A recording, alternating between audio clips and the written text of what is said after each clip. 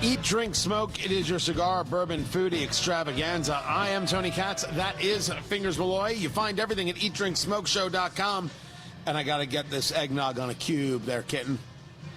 Here's the deal. Ladies and gentlemen, I wish I had a camera to record this moment. He poured himself some seconds on the eggnog. This is from Benchmark. It is their eggnog with Kentucky Straight Bourbon Whiskey.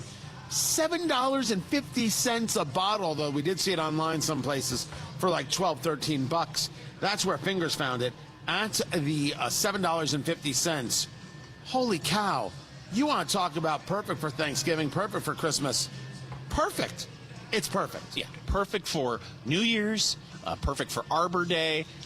The journey continues. Welcome to Roswell Coyote Football on 106.5 Roswell's Talk FM. The punt is going to be off. It is going to be returnable, and that's going to be number 28. It's Castillo at midfield. He's got a Castillo on the 25, 20, 15, and finally brought down about the 19-yard line. Get some direction from Coach Lynn. We'll see if he takes it himself. No, he's going to toss it again. And the Coyotes are in for a touchdown. Giovanni Apodaca. And Giovanni Apodaca in for 6. 2 yards out. Giovanni Apodaca. Today, your Roswell Coyotes face off against the Wildcats of Deming in the semifinal of the NMAA 5A state tournament. Roswell Coyote Football on 106.5 Roswell's Talk FM with audio-only coverage at ksbptv.com is presented by Artesia General Hospital, Bob Reed Pest Control, Business Notions, Calici's Frozen Custard, Central Valley Electric, Dion's Pizzas, Salads, and Subs, E&MU Portales and E&MU Roswell, Moppet and Brown Dentistry, Maze Lumber, Oasis Computers, Pecos Valley Equipment, Pepsi, Plateau, Richland Dodge Chrysler Jeep Ram and Richland Chevrolet Buick, Roswell Seed Company, Southwest Printers, Trustmark Roofing, University of New Mexico, Wakefield Oil, and Wakefield Oil Express. Now, on to the action. And welcome back to the Dion's Pizza, Salad, and Subs pregame show. Another week of action. Semifinal playoff football. Roswell Coyotes are back on the field, traveling to take on the Deming Wildcats. Back in studio, Coach Jeff Lynn with us here, head coach of your Roswell Coyotes. Coach, congratulations on the quarterfinal win against Mayfield last week. Before we talk about Deming and what's up next, just recap that game for us, the good and bad, the takes that you've taken away from that game. No, I thought we played really well. I thought, you always worry as a coach when you play somebody twice, and we beat them pretty good the first time. If our kids would have the big head, take them lightly, but they didn't. They came out and they played really well, both offensively and defensively and special teams. I thought we were sharp in all three phases, and we ended up ending it there at the end of the third quarter. So didn't really want to end it. We got that safety, and I'd kind of forgotten that we'd got that safety. I'd like to got our second, third string guys in there for a little bit of action, but I kind of got caught up and didn't realize what the score was. But anyway, it worked out good, and I just thought we were sharp. I thought we were really sharp, and that's good coming off the bye. Always, because I imagine for some folks, they're like, hey, we got mercy rule, we're going to end it quick. But, when you're a team that does that from time to time against teams, do you guys look at that as like, no, now this cuts into that chance for me to get some of my second and third stringers a chance to, get some game time experience. So when they move up here, they're going to be ready for next year. I mean, do you look at it that way as kind of, man, I feel shortchanged, or is there times you're like, yeah, I'm ready to go home? Well, I've been on both ends of it. My first 2 or 3 years here at Roswell High, we were on the other end of it. I kind of wish we didn't have. I think the 50-point rule is probably a pretty good rule. Sure. What I don't like is I don't like the 35-point rule where they start running the clock. I think let's play it like we normally play it, and if somebody gets up 50 points, then call the game. Then we'll put it to bed. Yeah. But I think we have a bunch of kids that practice all week, and they give our guys a look, and they're second, third string guys. I like to. Like if you look at a lot of our schools, we don't 50-point people very often. Typically, when we get up 35 points, we start putting our seconds and thirds in. Give a chance to give experience to the less experienced players. Yeah, and those kids deserve an opportunity to play. So I'm not a huge fan of the 35-point rule, the running clock, but I think the 50-point rule is probably a pretty good rule. Sure. Because there are some teams that get overmatched here in our state, and but again, I wish we hadn't ended it, but that's the way it was. It is what it is, and you only can play with the cards you were dealt. So yeah. But big win there, and that sets the table here for our semifinal match. Of course, Goddard fell to Deming last Saturday at the Wool Bowl here, which sets the table for this week's game. Now I know I know we don't go look past. We got a big game to win this weekend, so we got to look that. But I know if Artesia goes that final, we're going to Artesia. Is Roswell on the road the rest out, or if PV wins, we'll have to travel in both. So scenarios. either way, we're done with games at the Wool Bowl for the 2023 season. Yes, sir. Here, so I guess what we're hoping is maybe Artesia pulls off. We don't have to go all the way to PV. We can just go 30 miles down the highway. We just want to win. We just want to win the game, right? And we'll cross that bridge when we get there. You'll worry about that when we get there. But yeah. But looking at Deming here, I imagine it's a double-edged sword, because we talked a little bit about last week about when you get to this time and we have such a strong district that the odds are pretty good. You're going to see a lot of familiar opponents during state time, opponents that you saw just 2 weeks prior and stuff. Well, the cards didn't play that way this time. So from your perspective, I mean, yeah, you want Goddard to win because it's local and all that, but is there something in the back of your mind? It's like, hey, this is at least going to be something different for us. Now, Deming, we don't see as often as we do Goddard here. So, I mean, does it add a little bit of a wrinkle to this playoff game that you are seeing someone that you don't see every week, sometimes twice a year? Yeah, no, I mean, it's 6 in one hand, half dozen in the other. Yeah. I mean, we'd like to play here at the Wool Bowl for the semifinal game against Goddard. That'd been great for our community, but that didn't work out. It is nice to get somebody different. You see a lot of the same people over and over again, and it's nice to get somebody that you haven't faced. You get to look at some different film, and you get to game plan a little bit different, so that is nice. But it is what it is, and we gotta figure it out and find a way to win this game. Deming, to me, and correct me if I'm wrong, but just over the years of I've been with my radio gig, kind of keeping tabs on high school football, and Deming has always been one of the, it doesn't matter the year, they're always one of those teams that they're not quite the powerhouse champions. They never are that team that are going to dominate. But they're always the team that if you underestimate, they're going to bite you, and they will beat you. And that's what that's always seen. Doesn't matter the year, doesn't matter the wins or losses. Deming always seems to be that team that on paper you should beat them, but if you slip up or don't pay attention, they're going to make you pay for it. Is that something you guys noticed too? Or yeah. And the other thing about this Deming team is I think they're probably the most improved team in 5A football. Yeah. You go back and you watch them against Goddard in week 3, where Goddard beat them by 21 points. They weren't very good, but they've consistently gotten better every week. And then of course they go into that semifinal last week and really put it to Goddard. I mean, so they've really improved. They're scrappy. I mean, they're physical.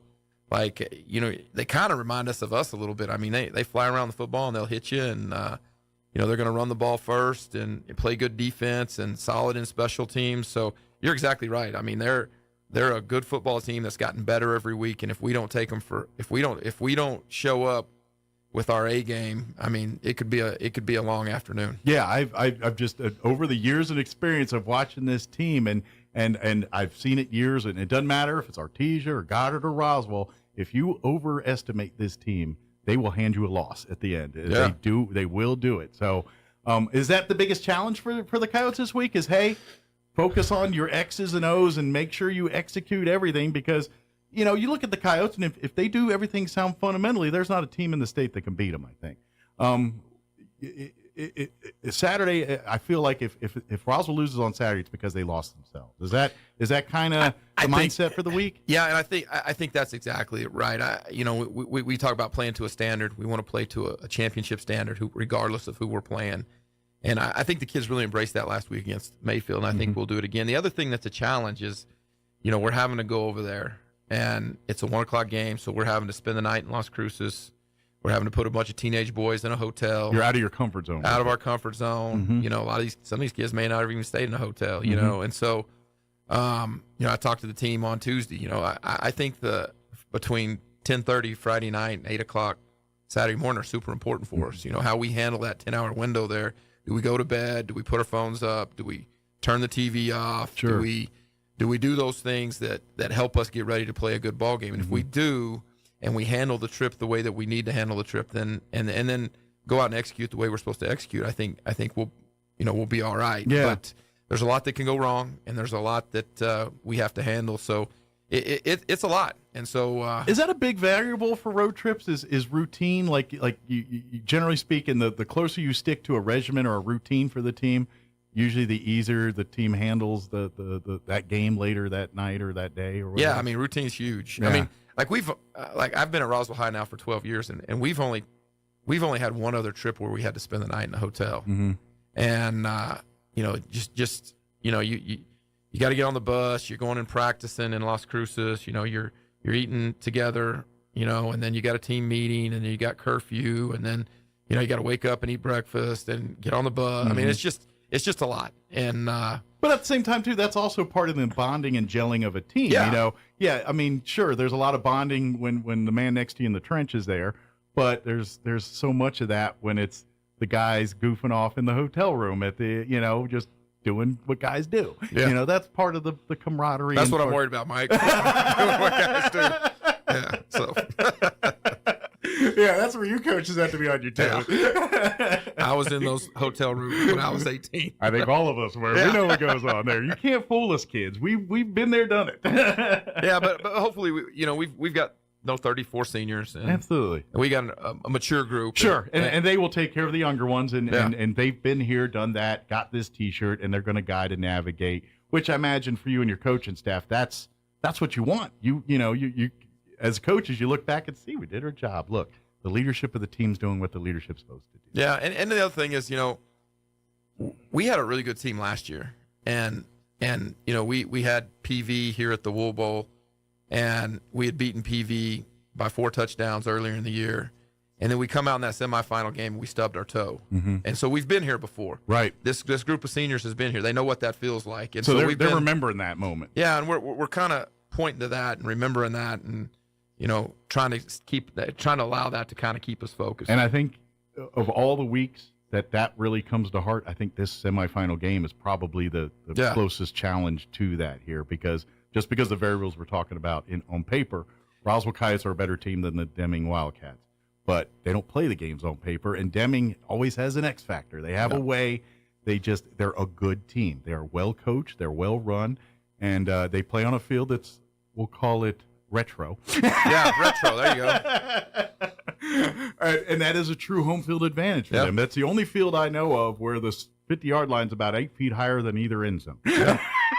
Yeah, and it's grass. We haven't played on grass. It's natural all year. grass. It's one of the few stadiums that still have grass left in high school level here. So it's going to be a unique experience for this. So I hope also the guys do get to enjoy it. We talk about the game and the importance, but that road trip, the meals, that's the stuff they're going to remember 20, 30 years from now is that stuff. So I hope they take all of that in too. Yeah. So, and I hope our seniors remind the younger ones to do it too. Yeah. So good deal. So at the end of the day, just X's and O's. What do you want to see the Roswell Coyotes do Saturday to ensure that what things do you need to see this team do to make sure they win Saturday? We've been talking to our kids about 3 things all week. The first thing defensively is we got to stop the run. Mm-hmm.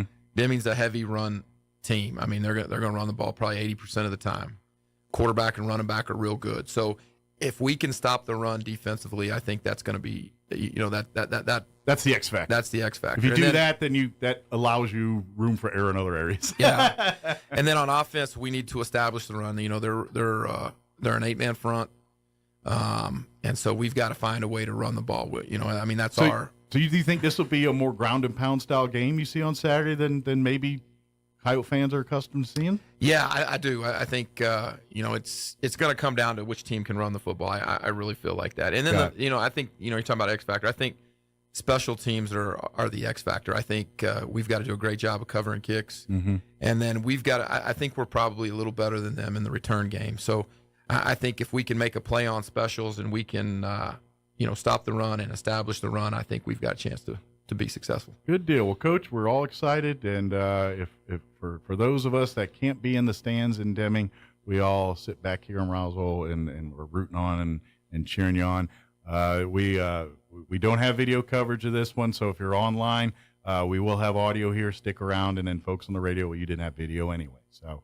Unless we're working on an invention to have video radio, but I first tried with smell radio, but that didn't take off. So now we're working on video radio. But till that happens, all right, Coach.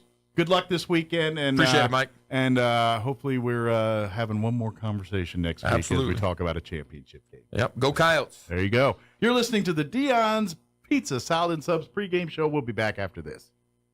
Check it out. Introducing the new and improved taste of Pepsi Zero Sugar. Now more delicious. Zero never tasted so good. Try it now. The need to grow past our basic capabilities and experience the impossible will forever keep aviation technology evolving. Within the Aviation Maintenance Technology program at ENMU Roswell, students thrive knowing that the faculty and community are supporting their success.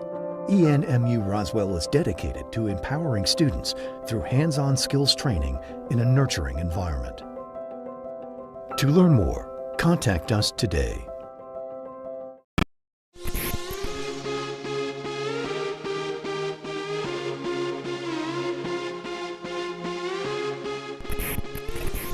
My name is Wesley Guy. I'm number 20.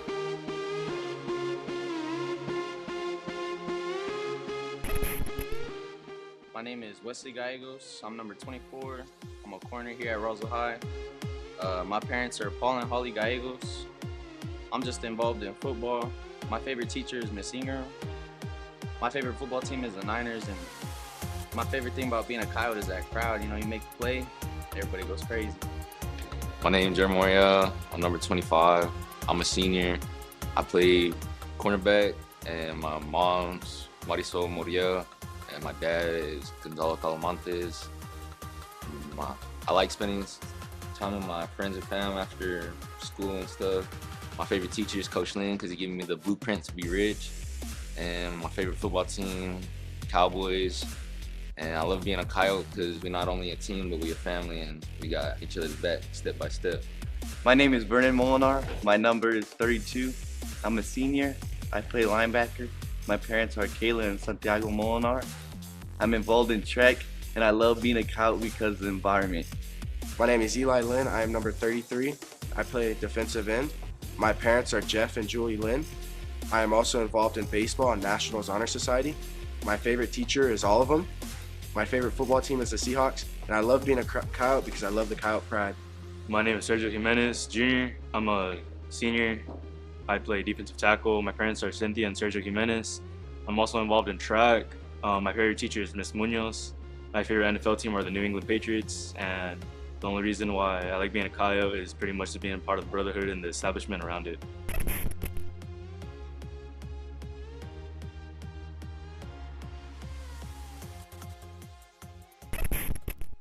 An implant. Maupin and Brown Dentistry is one of New Mexico's most experienced implant providers, with literally thousands of implant patients who are absolutely delighted with the results. Call Maupin and Brown today for an evaluation. You'll be surprised how affordable implants can be. Maupin and Brown, your choice for experienced, state-of-the-art dentistry.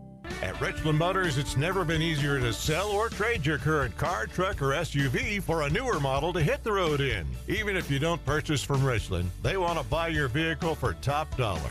But if you do buy from Richland, don't forget, they're the home of the powertrain warranty for life. That's a whole lot of confidence for you. See Richland for details. 2nd and Sycamore and 1309 Southeast Main.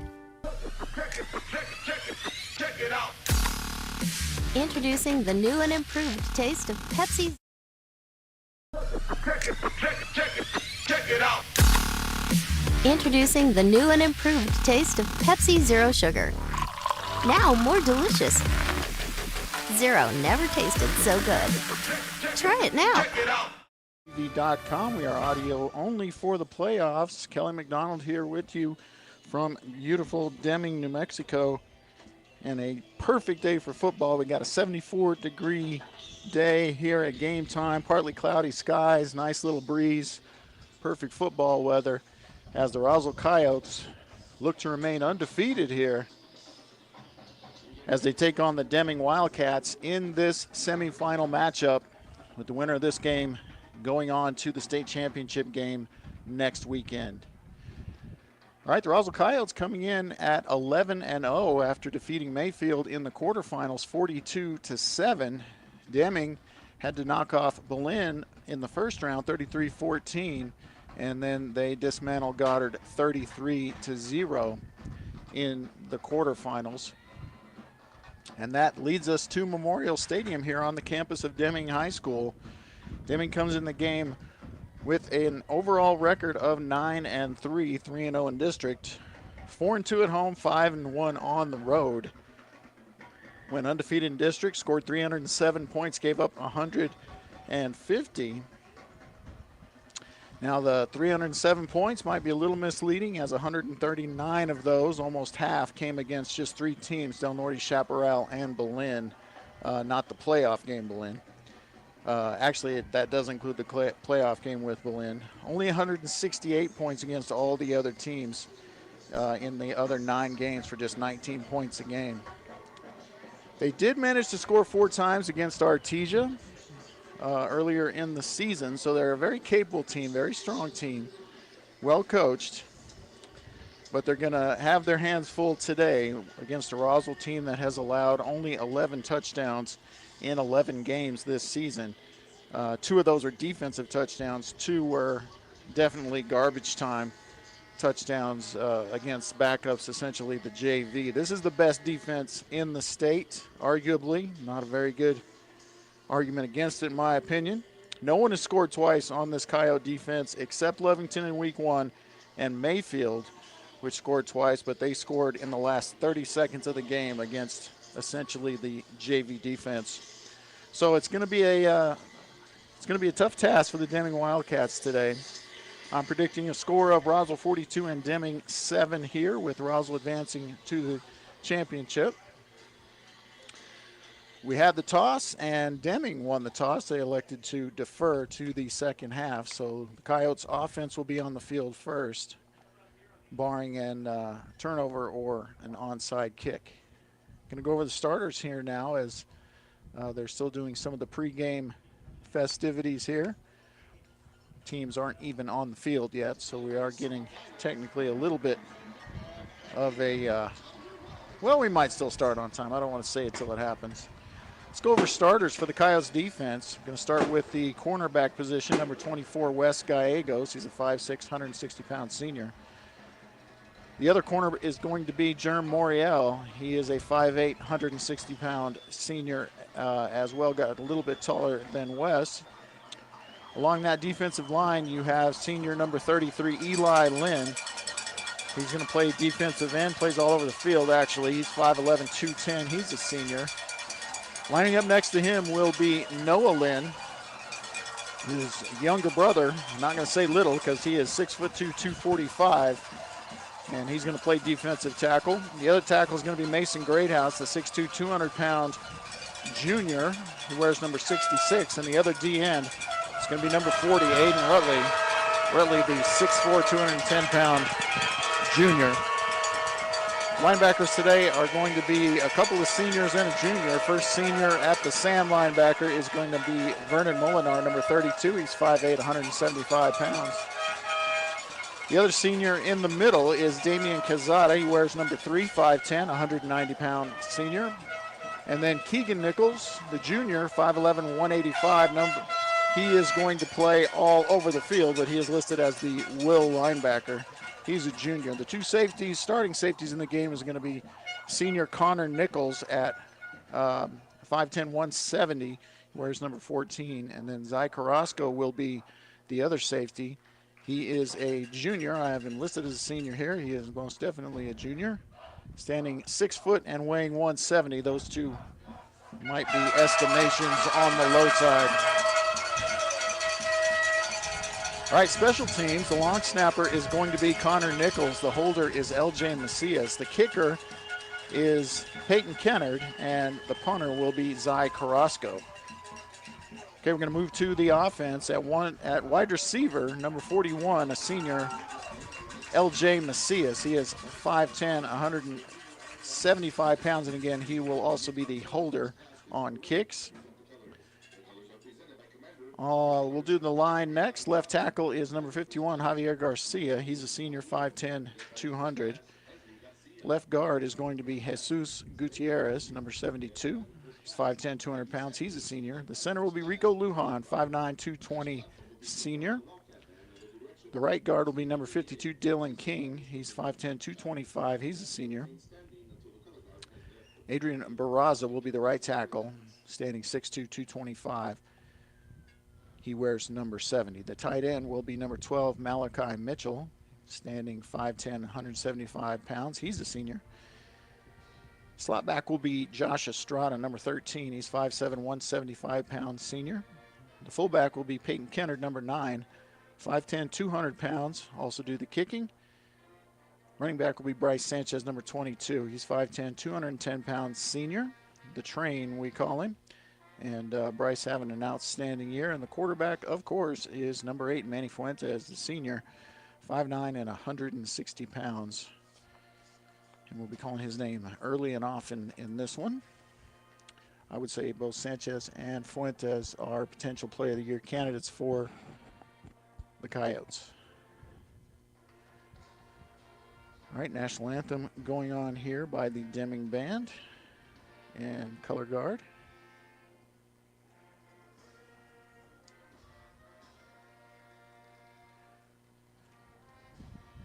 All right, for Deming High School, don't have their starting lineups, but they have a pretty good junior quarterback, 5'11", 185-pound Ryan Alfaro. Does a lot of running in football. He can throw it as well. Lead running back is going to be Isaac Martinez. Probably going to be Isaiah Pizarro. Junior, 5'10", 155. Isaac Martinez wears number 2. He's a sophomore running back. He's 5'11", 205. He'll get some carries as well. Leading receiver will be number 1, or has been number 1, Jared Almanza. Senior wide receiver. Don't have his numbers on height and weight. All right, we have the national anthem done. I think we're very close to kickoff. The officials head towards midfield. It is 1:01 here, local time. And we will keep an eye as we look at the video. They did get the video rights for the Artesia game, so I will keep you up to date on that as best I can. I may not be up to the second live, but we'll only be behind a few seconds on that as long as all the technology cooperates. Once again, the Coyotes will receive the ball first as Deming won the toss and deferred the second half. So we'll see this offense on the field first. And they're huddling up on the kick receive team. Deming has taken the field. And looking at film, I haven't seen a lot of attempted trickery or anything like that for Deming on kickoffs, except when necessity calls for it. So I expect just a normal kickoff of some kind, either deep, maybe a line drive, maybe a worm burner, we'll see. Special teams has not been the strength of the Coyotes this year. They have struggled early in the season. They've got it together somewhat, but in comparison to the offense and defense, that's a tough comparison, the way those two squads have performed. So here we go. We are ready. And it looks like number 15, Alfaro, will be the kicker. And it's going to be a short blooper up the middle. It's going to get back to Carrasco, and Carrasco will bring it up the middle and now tries to head to the outside, and he will be tackled near the 24-yard line. So about a 5-yard return for Zai Carrasco. And the Coyote offense will take the field. Going to give him 5 on that return. So Fuentes, Sanchez, and the boys trot on at the field.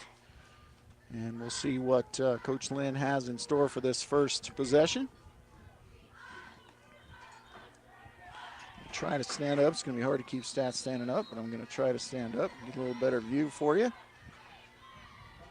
Oh, and it looks like it could have been offsides, but it's going to be a good play by Deming as they try the option left, and they're going to lose maybe 5 on that. They're going to maybe lose 4. So Sanchez starts with a -4. Nice play defensively for Deming to start things off. Coyotes at the left hash. They're going to send 3 receivers to the right, 2 to the left in that spread formation. Deming looks like they're going to rush 4. They do. Here's a quick pass, and it is complete up the middle to about the 29-yard line. And it looks like it's Kennard. So Kennard will get about 10 on that one. So nice second down play. But it is going to bring up a 3rd down and about 4 from right at the 30-yard line, right in the middle of the field. So Deming with a chance to get the Coyotes off the field here in the first possession. And Fuentes is going to throw out to the left, and it's going to be complete 42-yard line to Giovanni Apodaca. 12-yard completion. Nice play on the fake to Sanchez, and the Coyotes look to go quick here. And now they'll huddle up. Will we have a flag? They're just having a little trouble spotting, so no flag on the field.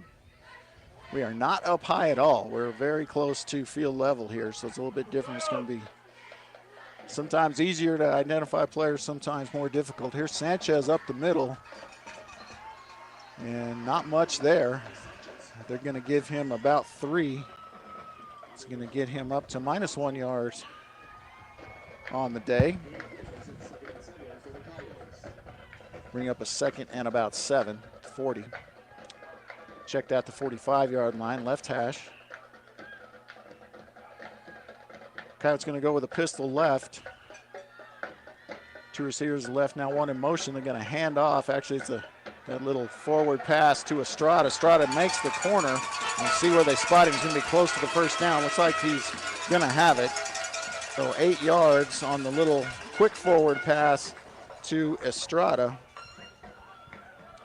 And Fuentes has started off 3 for 3.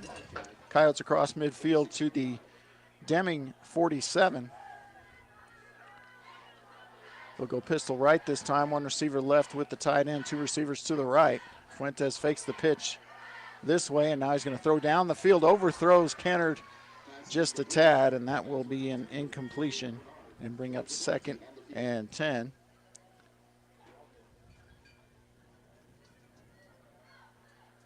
Once again, a perfect day here at Memorial Stadium on the campus of Deming High School.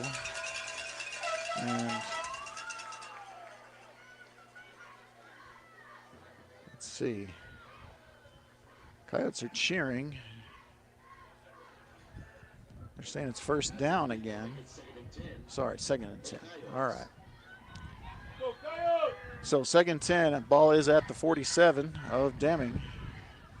Coyotes with the tight formation this time. Fuentes going to pitch out to Sanchez. Sanchez, little room. He's got the first. Check that. He's going to be about 2 yards short of the 1st down. Let's see about the spot. Fuentes is going to have 7 on that play, getting him up to positive yardage on 3 carries.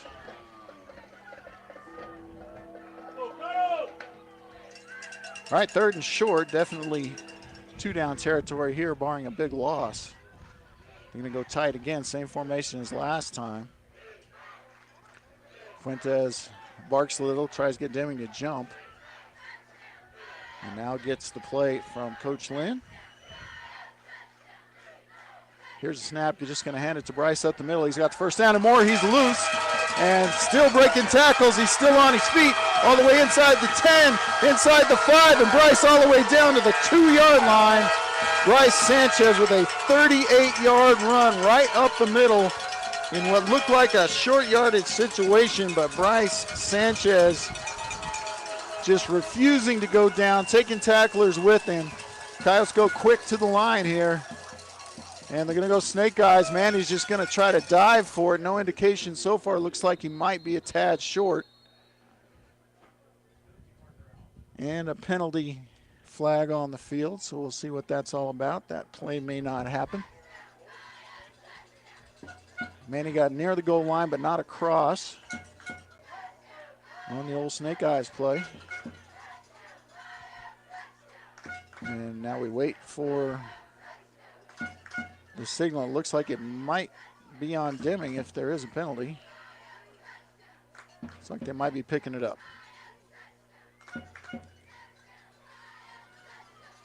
Scoreboard still says first down. Oh no, there is a penalty. It is on the defense, so it'll be 1st and 1 at the 1. Last play never happened. See if they run that same play again or if they give Bryce a chance to go in. One receiver way out to the right. Manny under center. Manny's just going to try to push for it. He will. And no indication yet. Touchdown, Manny Fuentes. And the Coyotes are on the board first as Manny Fuentes, after the long run from Bryce Sanchez, sets up the first score of the game. 8:21 left here in the first quarter. And we will get, looks like a different long snapper actually. I'll update that for you in a moment. Kick is up, kick is good. So Coyotes 7-0 here in the early going at Deming High School. 8:21 remains in the first quarter. We're going to take a break and be right back with more action from Memorial Stadium in Deming. Playoff football, Roswell Coyotes lead 7-0 on KSVPTV.com. Rosa. What if you could look forward 1 year, 4 years, 40 years? What does the future look like? How will you ignite it? This is where the future gets fueled, where ideas come to life and identities flourish. This is where we define opportunity as individuals and as a pack. Being a Lobo is about so much more than the classes you take. It's about the mark you make on your world, because the journey starts here, but it never ends. What will you ignite?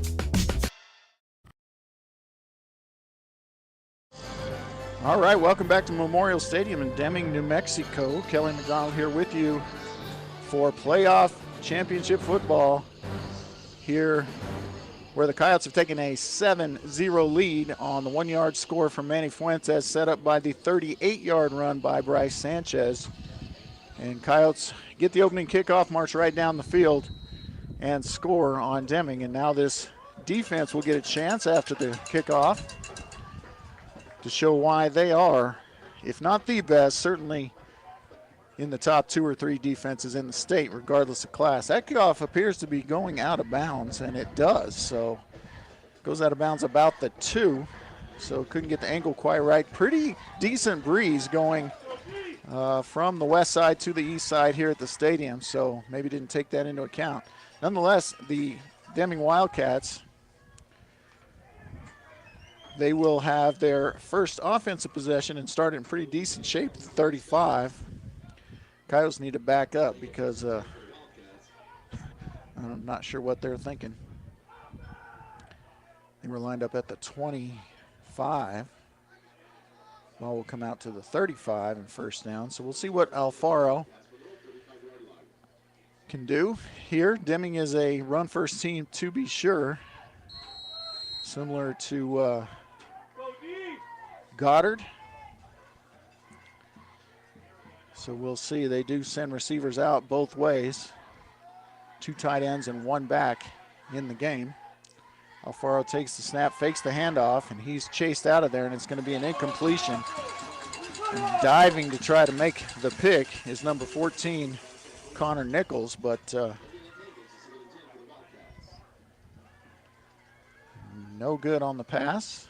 Short to the right, so we'll bring up 2nd and 10 from the 35.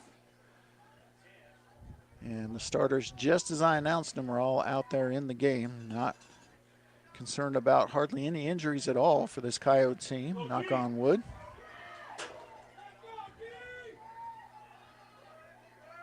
All right, Coyotes showing that they might bring some pressure. And he's going to hand the ball off, and not much there as number 33, Isaiah Pizarro, Gets maybe a yard, maybe half a yard. Going to call it 3rd and 9. Noah Lynn on the tackle there as this defense looks to be pretty fired up. They communicate now as Deming huddles up. And they'll be deliberate offensively unless they get behind early or towards the middle of the game. Going to go shotgun this time. Pistol, actually, I should say. Pistol left, and Alfaro's going to try to run for it here, and he's going to get it as the keeper is going to earn him about 12 yards before he is tackled in the secondary. Looks like Damian Quezada. So first down for Deming at their own 49.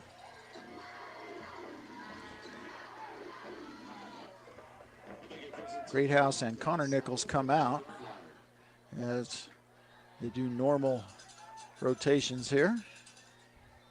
Jacob Palomino in the game. I didn't see who the backup D lineman is.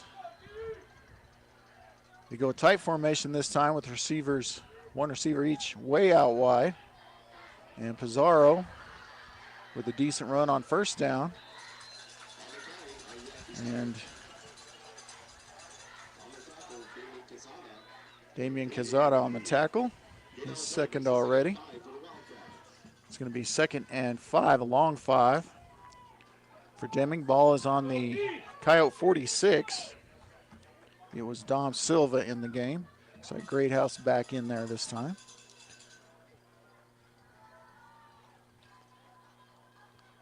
Once again, Deming wants to pound the ball on the ground. First play of the game was a pass, but it's not really their nature. They would much rather run with an occasional pass. Here's a run up the middle, and he'll get about half of it is Pizarro. Tackle made by number 32, Vernon Molinar. He's going to bring up a 3rd and 1. So you definitely expect run here, although you have to watch the play action or the rollout, as they would definitely go for it on 4th down from this spot in the field. And this down and distance just being 3rd and 1. 5:35 remains here in the first quarter. It's Roswell 7, Deming 0.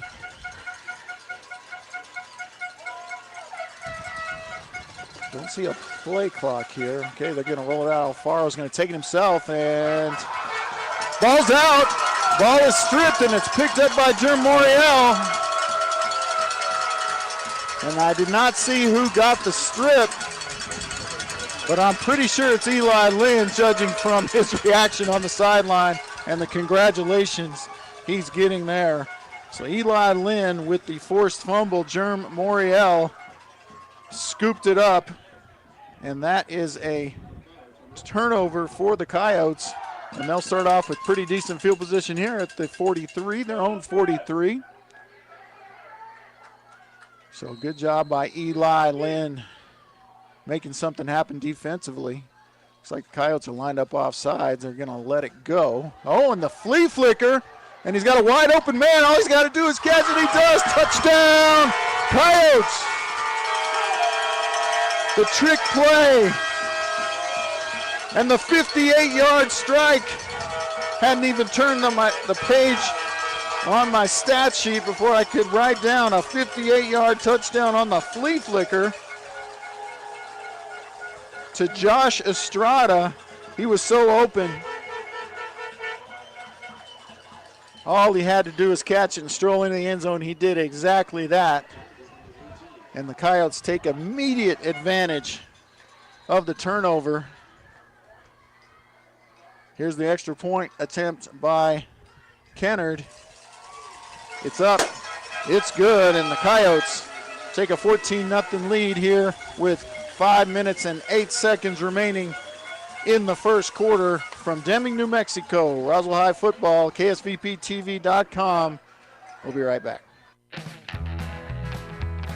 Big O Tire's biggest Black Friday sale is here. For a limited time, get unbeatable savings on the tire brands you know and trust, plus savings on brakes, oil changes, air filters, and more. All with multiple financing options tailored to you. These savings won't last. Make an appointment online at bigotires.com or stop in today. Big O Tires, the team you trust.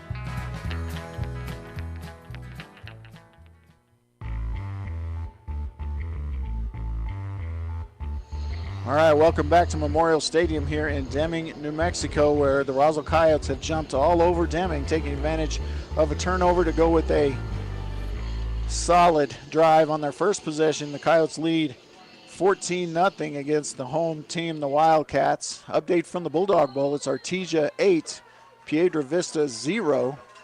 They've got 3:51 remaining in the first, and Piedra Vista with the ball at their own 42.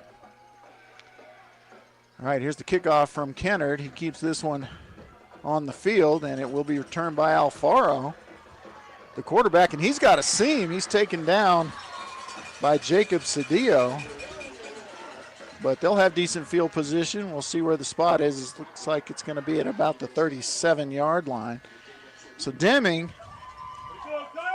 looking not to get in too deep a hole here. They trail 14-0. Still 5 minutes and 2 seconds left here in the first quarter. And we're going to say the 38.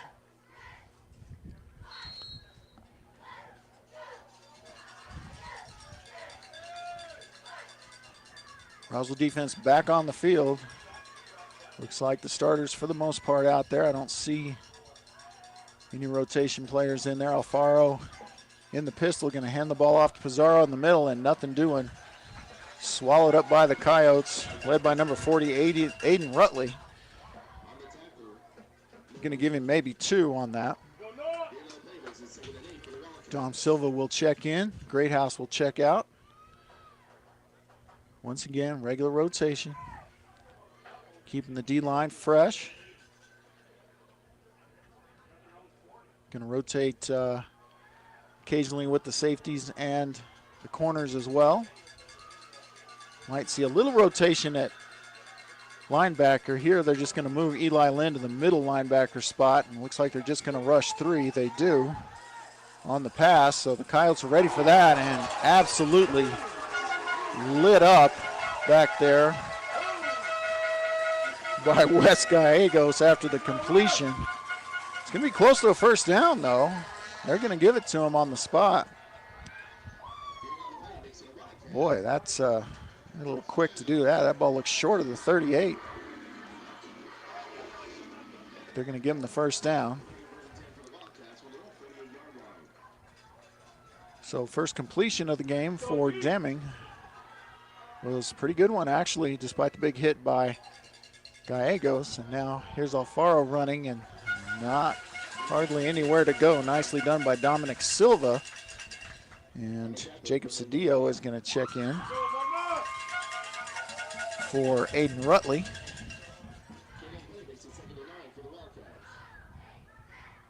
So we got Rutley and Noah Lynn both out of the game right now, as well as Aiden Rutley. So almost just the one starter on the defensive line out there right now, and that is Eli Lynn, and he's playing linebacker as the Coyotes have gone to a 3-man front. Damien Quezada looking like he may add to that pass rush. Nope. Oh, they're taking it deep, turn around, and that pass never had a chance for the receiver to catch it. Good coverage downfield by Connor Nichols. It's going to bring up third down and 9.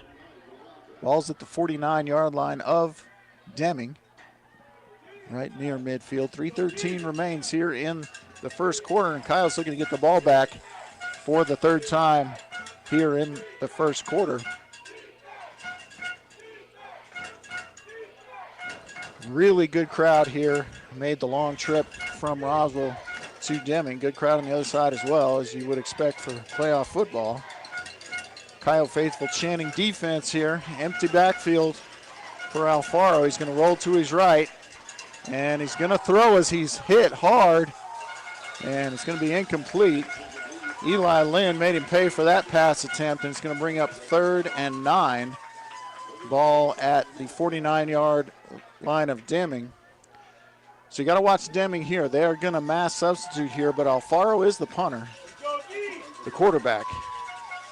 Looks like they're going to go with a traditional punt formation, but they are a threat to fake it. So we've got to be ready for that. And they go multiple people out wide that have to be covered. Bounces in there, and a quick kick is going to be high and short. Fair catch called for and made. Dangerous, but nicely done by Castillo, Matt Castillo. And Coyotes will have the ball. See where the spot is. He was kind of backpedaling when he made that catch. But it's going to be at the 19-yard line. So this is the worst starting field position for the Coyotes. And looks like the Bulldogs have scored again, 14-0. Bulldogs. A little under 2 minutes to play in the first there at the Bulldog Bowl. Back here in Deming, it's going to be, looks like pistol left, middle of the field. They're going to hand the ball to Bryce, and why not? He's going to go forward for about 5 yards.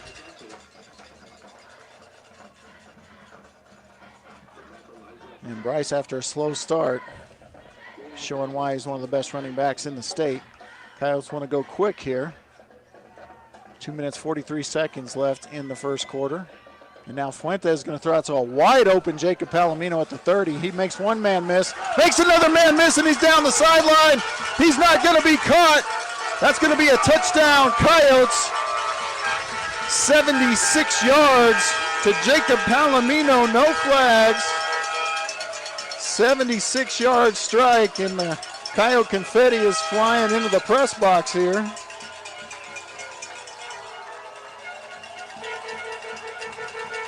"76 yards to Jacob Palomino down the sideline. Jacob he was wide open. Good play. Made one man miss and then sidestepped another and tiptoed down the left sideline for the touchdown. Extra point for Kennard. High snap, but down. It is up. It is good, and the Roswell Coyotes lead Deming in Deming 21-0. 2:28 remaining here in the first quarter. We'll be right back after this. KSVPTV.com, 106.5 Roswell's Talk FM.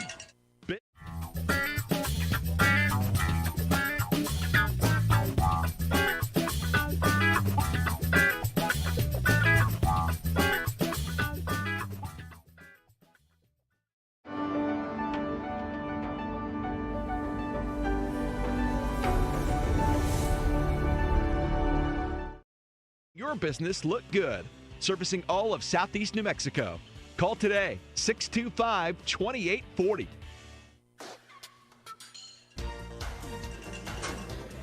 All right, the ramp music says keep it up. That's what the Coyotes need to do right here. They lead 21-0 here. We're still in the first quarter from Memorial Stadium in Deming, New Mexico. 76-yard touchdown strike down the field. Manny Fuentes to Jacob Palomino. And they made that connection a few times over the years, but maybe none more important than that one. And here's Kennard to kick off, and it's going to be a little pop-up. It's going to be offsides on Roswell, I believe, as they were maybe looking to get another possession there. Let's see what the flag is. I think they're going to back them up. And then I would expect them to kick it deep.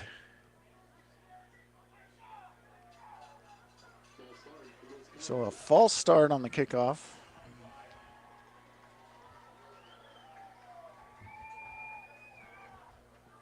We'll back them up 5, so they'll kick off from the 35 this time. I think what they were trying to do is pop the ball over that first line of players who are ready for an onside attempt, surprise onside, and trying to get a bounce there. We'll see what they do here, if they try something again or if they just let Kennard get into it with that big leg. But couldn't ask for a much better start for the Roswell Coyotes here.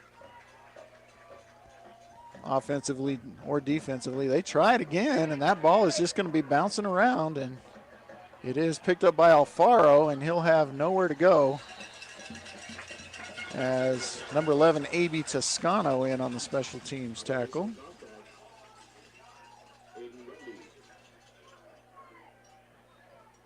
So the defense back on the field, and we're going to see Isaac Loy out there playing safety. Good to see him on the field. And Zy Carrasco will get a break. Both starting safeties out of the game right now, so it's Isaac Loy and Jacob Palomino out there on defense. Noah Lynn is on the bench, regular rotation. It's Dom Silva out there. Corners are the starters. Linebackers look the same.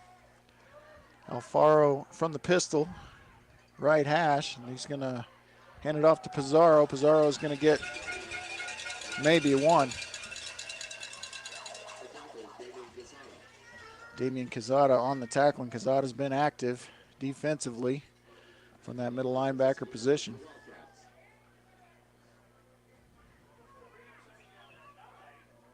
So good game plan defensively here from Coach Bolaños. Seems like they know what play is coming on most of these downs. Deming has had a few decent runs and a few first downs, but that's just about it. They barely got across midfield. All right, 2nd and 9. Shotgun right. Alfaro's going to roll out and keep it himself. Looking for room. Finds a little. Still on his feet. And finally brought down near first down yardage, but Coyotes are saying the ball's out. Doesn't look like it was, though. Or maybe after the play. And it's going to be a first down as Alfaro able to pick up 10 yards. Noah Lynn checks back into the game at his normal defensive tackle position.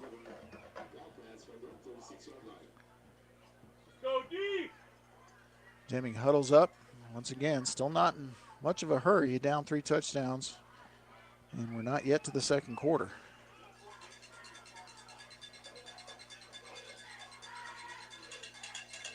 Shotgun right this time, and they're going to throw, and that ball's tipped in the air, and a nice job by Damian Quezada again with the pass tip. Breaks that one up. Deming lucky that wasn't intercepted as Quezada kind of popped it up in the air, but nobody close enough to get under it. Rutley comes off the field, and can't see who the right D end is. All right, looks like it's Jacob Cedillo. Keegan Nichols has been quiet in the game for the first time all year. Not saying he's playing bad. Just usually he has impact plays by now, and now it looks like we're going to have timeout called by Deming. We're going to take a timeout too. Thanks for tuning in to Roswell Coyote Football. KSVPTV.com, 106.5, Roswell Talk FM. Oasis Computers has been Roswell's trusted source for home and small business computers for over 30 years, and they continue to be your best resource for computer repairs, operating system upgrades, web root managed antivirus, special orders, and more. Oasis Computers is now open from 8 to 1, Monday through Friday to better serve you. Service calls by appointments and after-hour appointments are available too. Stop by Oasis Computers at 1703 North Garden or call or text 575-625-9141 for even faster service.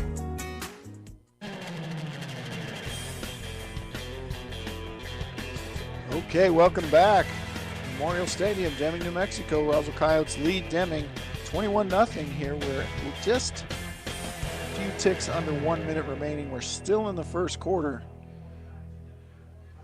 First quarter score in the Bulldog Bowl is the same as it was on my last update, 15-0. Artesia over Piedra Vista. And after the Deming timeout,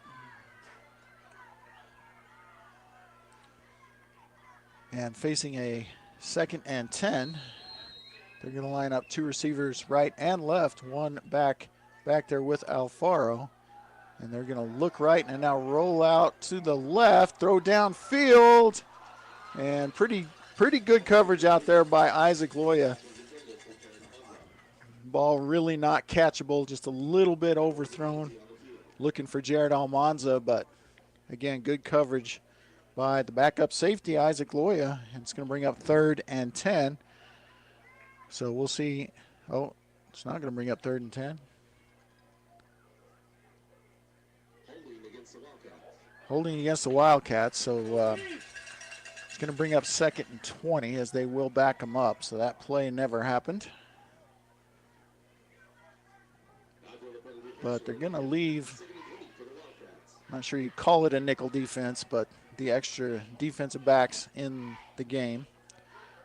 Just 3 down linemen for the Coyotes. It's going to be Cedillo, Eli Lynn, and Greathouse.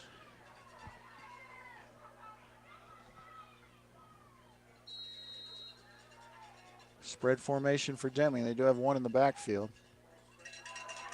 And going to throw it deep. He's got a man, but overthrows him again. And players got tangled, and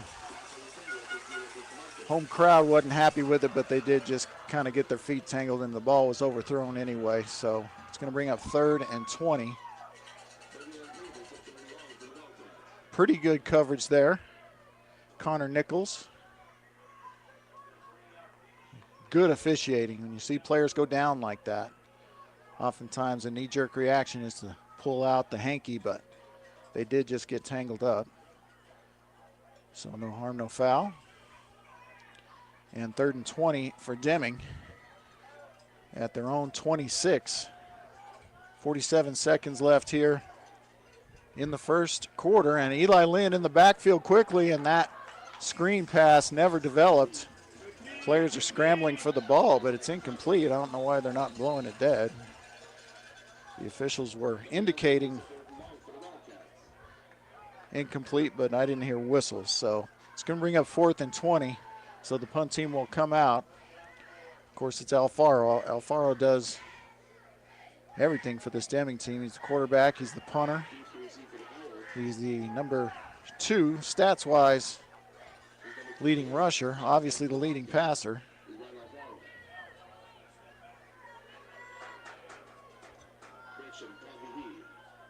So it looks like, I don't see who's back deep for the Coyotes. Not a good punt at all, very short. And Castillo maybe could have gone after it, but it's going to roll down to the 39. And that's where the Coyotes will start. Now they're going to say the 40. So the Coyotes will have good field position again. 32 seconds left here in the first quarter. The Coyotes leading 21-0.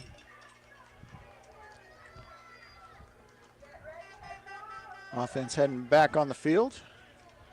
Giovanni Apodaca, A.B. Toscano in there. Going to run the tight formation with Sanchez in the backfield. They're on the left hash of their own 40. No receivers out wide. But don't think they won't pass out of this formation. Here's the snap. They hand it to Sanchez. He's up the middle for good yardage, about 8 on first down. And we'll see if that'll be the last play of the first half or if the Coyotes go quick. Looks like they're going to try to get one more off. 2nd and 2, they will run another one. It looks like 12 seconds left on the game clock, more than that on the play clock. They are going to run it. Fake to Sanchez. And Fuentes going to roll out. Finally throws and finds a man open at about the 40-yard line, so a 12-yard completion to Malachi Mitchell, it looks like. I'm going to make sure. But that will do it for the quarter. So first catch by Malachi Mitchell. And Manny Fuentes already throwing for 176 yards. All right. Your score at the end of 1, Roswell 21, Deming 0. We'll be back for second quarter action from Memorial Stadium in Deming right after this. KSVPTV.com, 106.5, Roswell's Talk FM.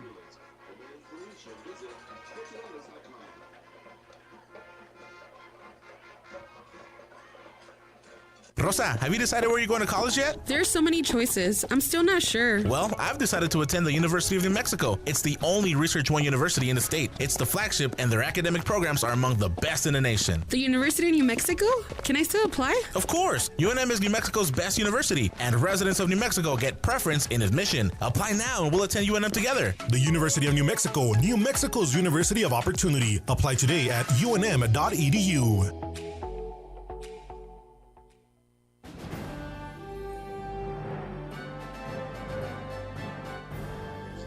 All right, we are back.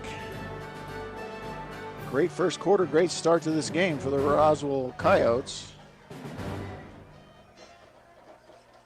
And they've got the ball again in Deming territory, looking to add to this lead. It's going to be 1st and 10, ball at the 41-yard line, we'll call it. And that play goes nowhere. It's going to be a loss, so a -2 for Bryce Sanchez. Unusual there.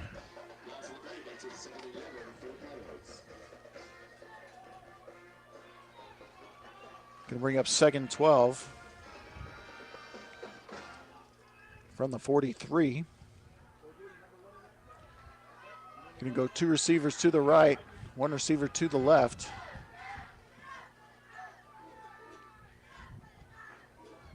Bryce Sanchez, the lone back there with Fuentes. He's in the pistol. He's going to drop back and look down the field. He's going to give it a shot. And a lot of pushing down there, but not a catchable ball. As it looks like it was Palomino. Is that who they're looking for out there, or Mitchell? Hard to tell the 10 from the 18. It's like he's looking for Mitchell. Either way, only a second incompletion for Fuentes, who is 6 of 8, 176 yards and 2 touchdowns in just 2 plays more than a quarter of play. But a big 3rd and 12 here at the 43. Although I think the Coyotes go for it here, unless they get a big loss. Empty set, spread formation, and it's going to be the screen, and it's going to be a loss of about 3 on the completion to Estrada. If the play stands, there is a flag on the field. Let's see.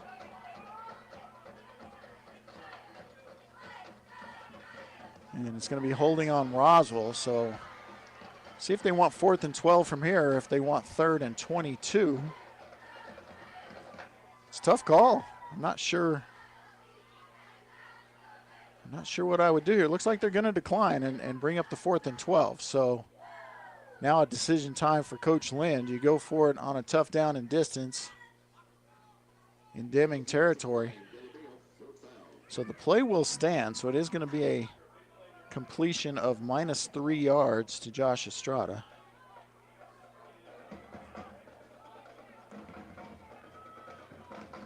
Helps the completion percentage, but doesn't help the yardage. They are in punt formation. 2 men back for Deming. It is Zy Carrasco back there, a dangerous runner himself.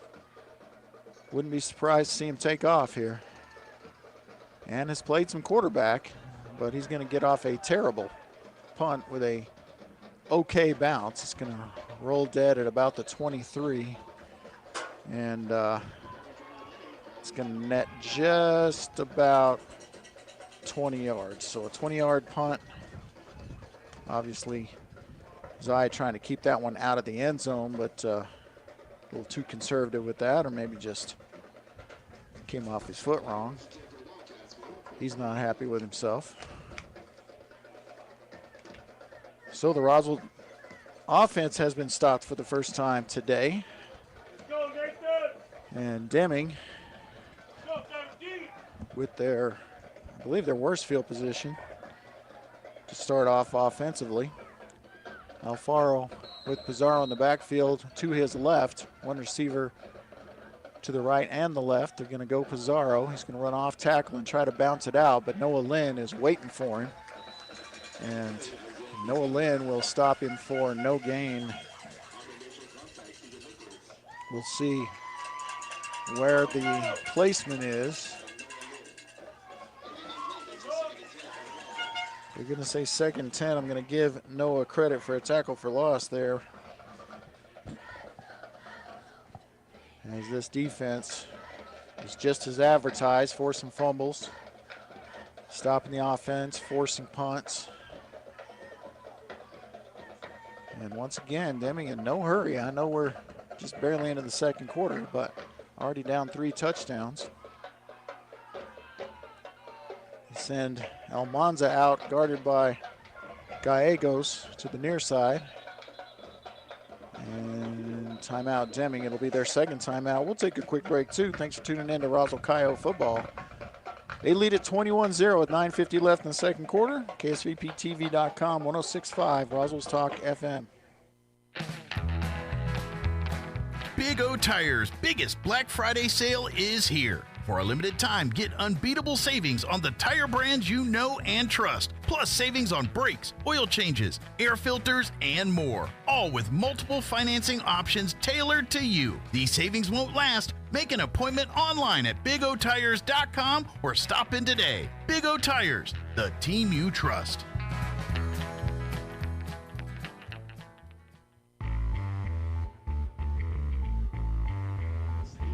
All right, welcome back to Deming, New Mexico, and Memorial Stadium on the campus of Deming High School. Roswell Coyotes coming out strong, 21-0, 9:50 remains here in the 2nd quarter. Deming with the football at their own 24-yard line, facing a 2nd and 10. Quarterback Ryan Alfaro with the running back Pizarro to his left. One receiver split out each way. That's mostly just to spread out the defense as they look to run, but they have thrown the ball a few times today.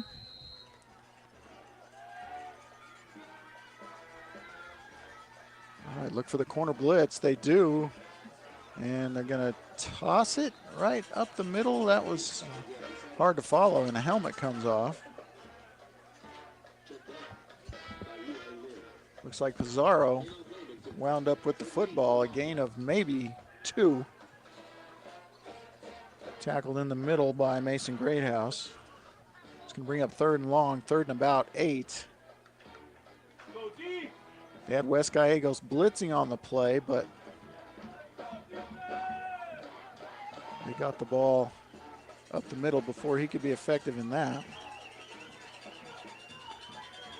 All right, 3rd and 8, same formation.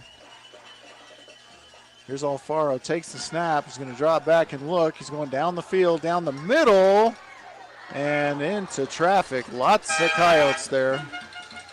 2 Wildcats and 4 Coyotes converge at the ball, and it's broken up by Zai Carrasco, and that will bring up a punting situation for the Deming Wildcats as they face 4th and long at their own 26.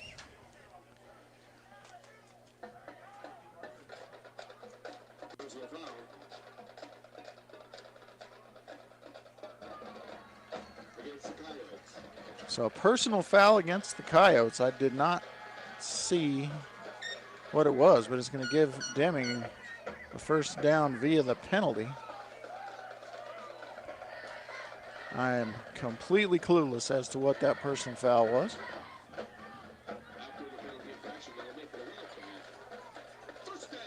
So 1st down and 10 for the Wildcats at their own 41 after the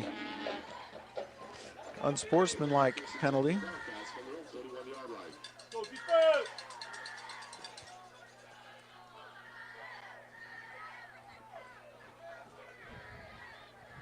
All right, same formation. This time they got an extra receiver out here to the left in the slot, and they are going to look to pass this way. Alfaro in trouble, and all over him is Mason Greathouse with the huge sack. And he does a little dance, and they don't want to get another personal foul, but that's going to be an 11-yard sack from Mason Greathouse.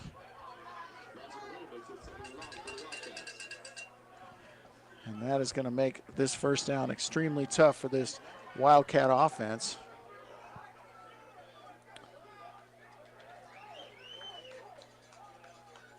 Going to bring up 2nd and about 21, they're saying, from the 30. Left hash. Same formation as they almost always line up in. And they fake the run, and it is going to be a screen, and it's going to go nowhere as Coyotes are waiting on that. Noah Lynn starts a little dance after the tackle for loss. And Coach Lynn is hot about something. I'm not sure what, but he is hot about something. Noah Lynn. I don't see a flag. Noah Lynn, I guess I'm going to write it down. Tackle for loss, his second of the day. It's going to bring up a 3rd and 25 from the 26-yard line. You'd think it's a passing down unless you're just resigned to punt. They are going to run it with Pizarro, and he's going to pick up a couple before Greathouse gets him down. 3rd tackle on the day for Greathouse, going to bring up 4th and a bunch. They're going to say 4th and 25. Sorry, 4th and 20 at the 31-yard line. So it will be Matt Castillo back to receive the punt.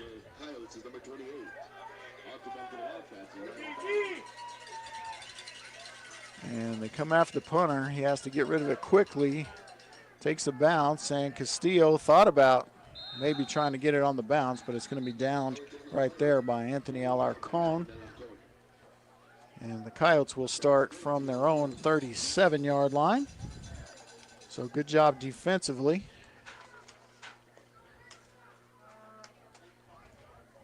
I see an old friend visiting Roswell High people in the stands here. Once again, nice crowd here. Lots of Angel parents, obviously the football parents. I'm sure there's some cheer parents here as well. Coyote Nation out in full force here.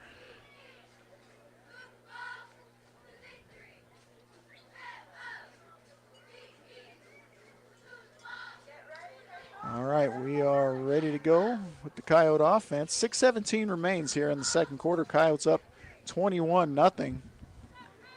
All 21 points in the first quarter, however, though. The Coyotes have not scored in this quarter. And we're going to get holding on the kicking team and holding on the Coyotes. So it's going to be offsetting penalties. They're going to replay the down. I'm not sure why they would want to do that if, well, maybe they didn't have a choice.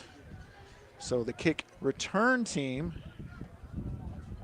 back on the field. And a lot of times what happens when you have to punt twice is you get a good return the second time.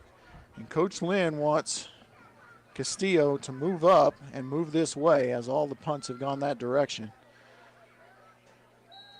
We'll see if it pays off for him here. Short kick the other way and not returnable.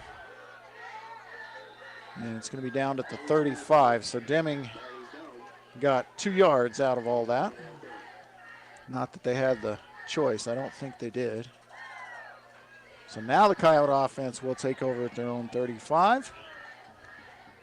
And got to be feeling a little impatient here after being stopped on their last drive. 3 quick scores to start the game. And been a little quiet since then. See if they go for a big hitter somewhere in these first 2 plays, or if they're content to let the line work with Bryce Sanchez. Gonna go 2 receivers to the right, 1 to the left. And they're gonna take a mid-range shot, completed pass across the 40 down to the 44-yard line. And that is gonna be Malachi Mitchell. Completion of about 8.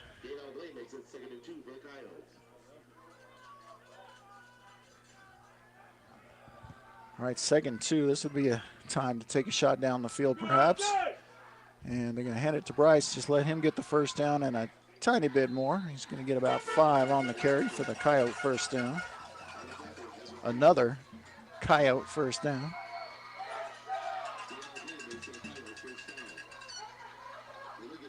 All right, nearing midfield. The ball's at the 48, 1st and 10. Fuentes is going to pitch out to Sanchez. Sanchez with blockers. He does a little damage as he's tackled after a 6-yard gain.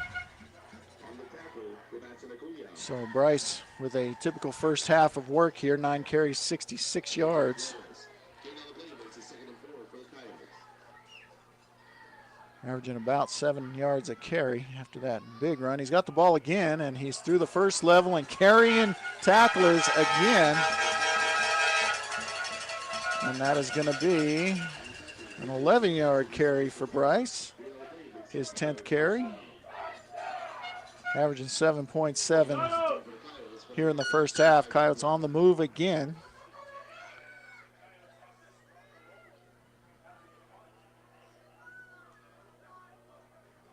Pistol right, Fuentes looking down the field. Will he take a shot somewhere? He's going to take off with it. And they try to strip the ball out. And Fuentes just going to pick up a couple. And good decision by Fuentes, as he's got 3 yards on the day on 2 carries, although he does have a touchdown. They have an injured Wildcat on the field. That is number 15. No, it's not Alfaro. Let's see who it is. Number 65, that is Ezra Hensley, and he appears to be okay, going off on his own power. So it's going to bring up 2nd and 9.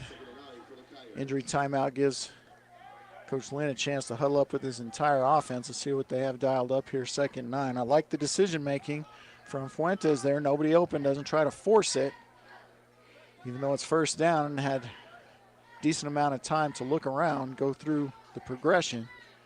Just takes off, makes a little something out of it. It's like they're only giving him 1 yard. I'm not going to change my stat sheet. All right, Coyotes go with the tight formation. It's like they got Mitchell split out to the right, but they're going to run the ball with Luis Godoy. And do we have a flag? We do. We'll see what it is. We'll see if that carry for 1 yard stands for Godoy, or if they're going to back up. Looks like it's going to be on Roswell. He's going to be holding on Roswell, so we'll play 2nd down again. It's going to be 2nd and 11. Sorry, 2nd and 19.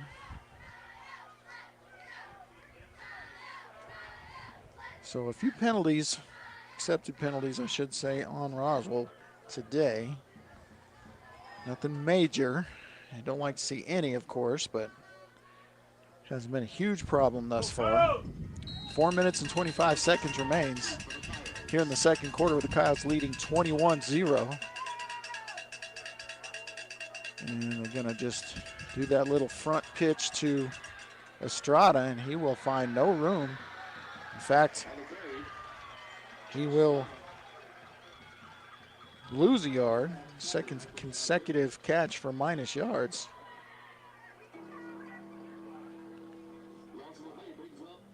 So that's going to bring up a 3rd and really long for Roswell. 3rd and 19. This is how their last drive stalled, with penalties and a couple of good plays defensively by the Wildcats. They go not completely spread, but they are looking to throw down the field, and they do. He's got a man open, but overthrows it, and it's intercepted if he stayed in bounds. And are they going to say he did? They are. Intercepted at the 15-yard line. So essentially a decent punt, to be honest with you. As Fuentes really didn't have anybody. I thought he had an open man, but the safety was waiting over the top there. So an interception by Fuentes gives the ball to Deming at their own 15.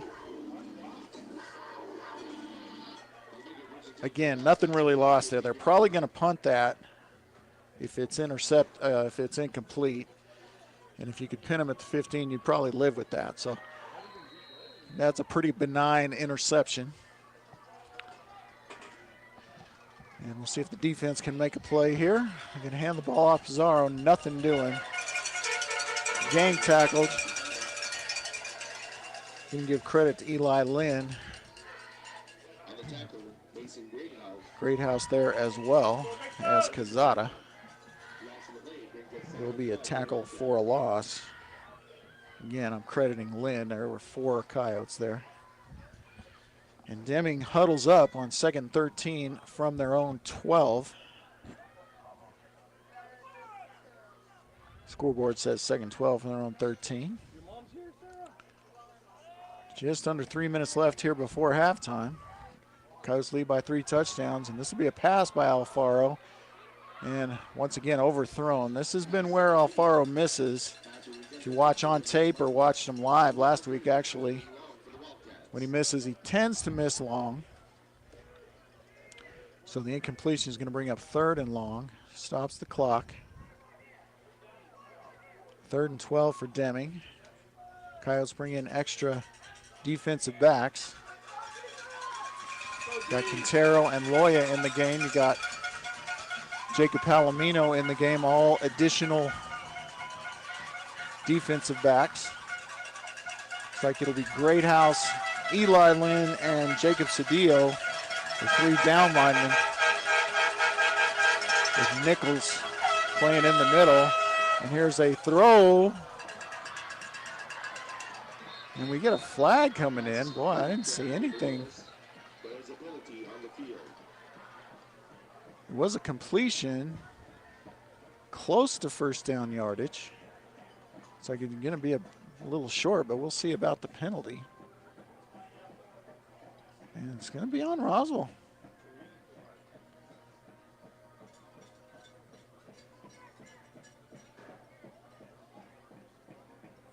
Defensive holding, I guess.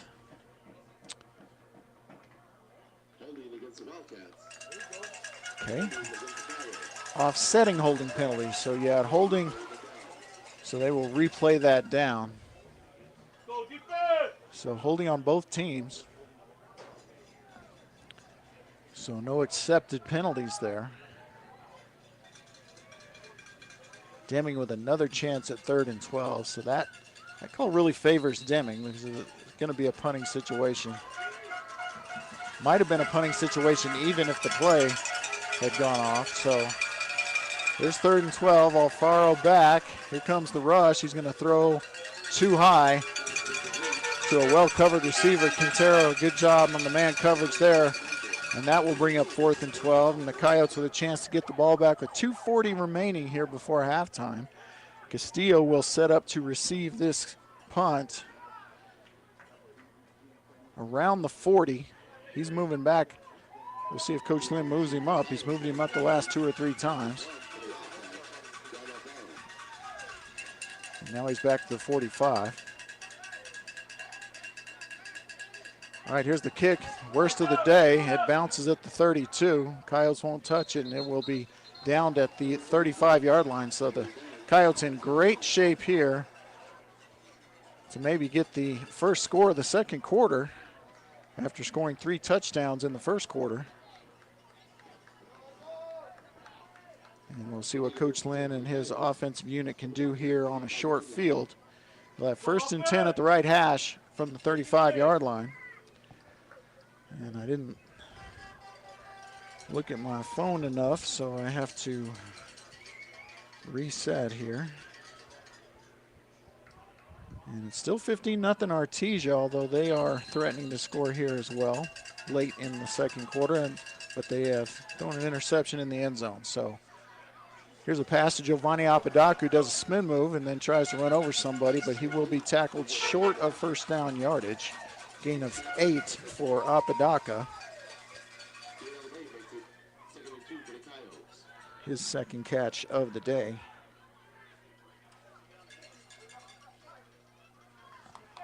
Second 2. And a completion to Palomino this time. We'll see where the spot is. And hard to see, but I think it's at the 19, so about an 8-yard completion to Palomino, his first. 2:07 to play here in the first half. And the Coyotes with a 1st and 10 at the Deming 18-yard line. Fuentes from the pistol. He's going to pitch to Sanchez. Sanchez with room and a blocker. He bulls his way forward to the 10-yard line for a gain of 9. Maybe just 8. We'll give him 8.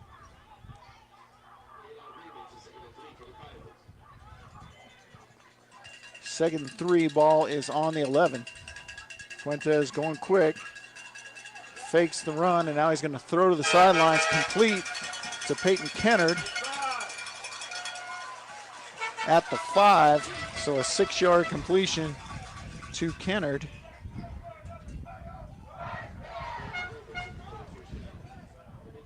Kennard's second catch of the day. Coyotes 1st and goal at the 4. At the 5, I should say. Scoreboard said 4, now they've changed it. Coyotes looking to take a 4-score lead in at the half. They're going to hand the ball. They're determined to make this play work. And boy, what a good tackle there by the Deming linebacker, keeping Estrada out of the end zone as they do that little pass ahead. So it's just going to be a 3-yard completion to Estrada. But that has been a favorite play for Coach Lynn in this first half. I think it's the 4th or 5th time they've run it with not much success, to be honest. Estrada does have the long touchdown, but the other 4 plays were just like that. 3 of them. 2 of them, I should say, went for negative yardage. And clock is running. Roswell High is calling timeout. Okay, so timeout. Roswell will take a quick break as well. Coyotes lead 21-0, knocking on the door here at the 1-yard line. KSVPTV.com, 106.5 Roswell's Talk FM. Business Notions. Our business is making your business look good. For your company embroidered polo shirts or t-shirts, for your event or sports team, look no further than Business Notions. Keep your staff looking sharp and professional with embroidered apparel from Business Notions.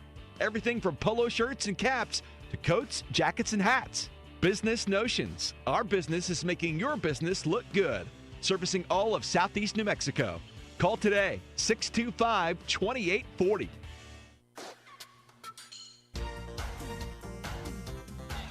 All right, welcome back to Deming, New Mexico. Coyotes 2nd goal at the 1-yard line. Fuentes will go under center. He has Bryce Sanchez in tight with him. Fuentes will push ahead, and Bryce will give him a little boost, and he's in for the touchdown. So Manny Fuentes' 2nd 1-yard touchdown run of the day gives the Coyotes a 27-0 lead with the extra point pending, and the confetti cannons go off again, and they come flying in the booth. All right, Kennard ready to try the extra point. We're inside a minute here before halftime.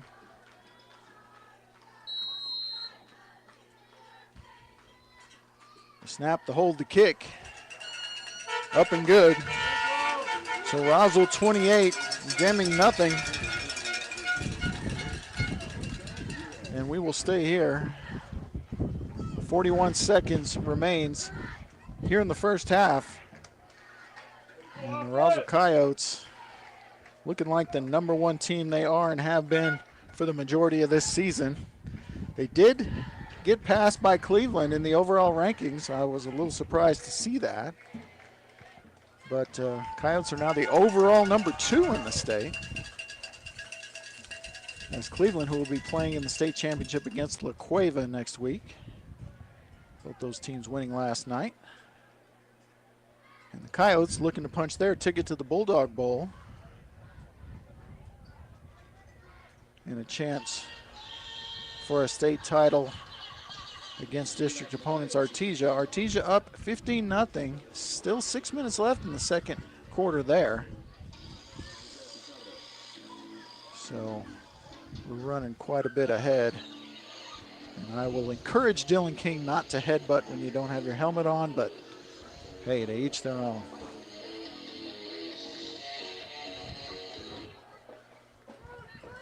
Gotta love the celebration either way, right? All right, Kyle's gonna line up to kick this one and see where they go with it. Probably deep would be prudent, it is. And that one will get to the end zone easily, about 6 yards deep. So there's that leg of Peyton Kennard. And the Deming Wildcats will start at their own 20-yard line with 41 seconds remaining here in the first half.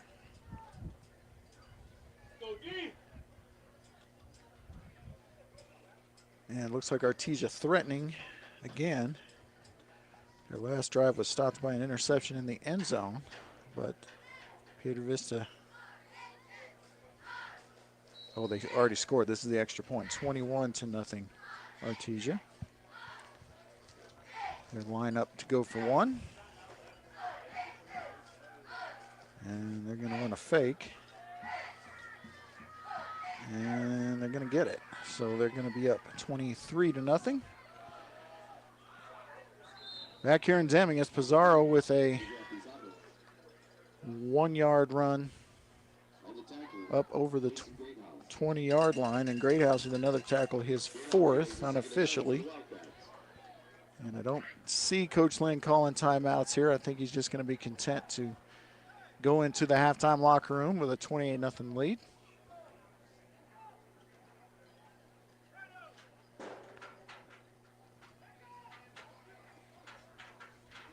It is 2nd and 9 at the 21. And time expires, I believe. It did. They just let it run out. So that will be your halftime score.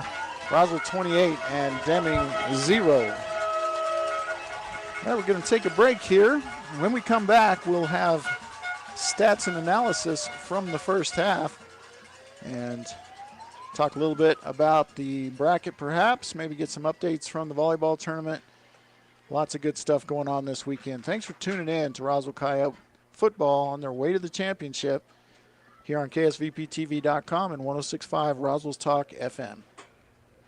If you're missing a tooth or several teeth, a dental implant may be the ultimate solution. Implants look and feel so much like real teeth that you probably forget you have an implant. Maupin and Brown Dentistry is one of New Mexico's most experienced implant providers, with literally thousands of implant patients who are absolutely delighted with the results. Call Maupin and Brown today for an evaluation. You'll be surprised how affordable implants can be. Maupin and Brown, your choice for experienced, state-of-the-art dentistry. The need to grow past our basic capabilities and experience the impossible will forever keep aviation technology evolving. Within the Aviation Maintenance Technology program at ENMU Roswell, students thrive knowing that the faculty and community are supporting their success. ENMU Roswell is dedicated to empowering students through hands-on skills training in a nurturing environment.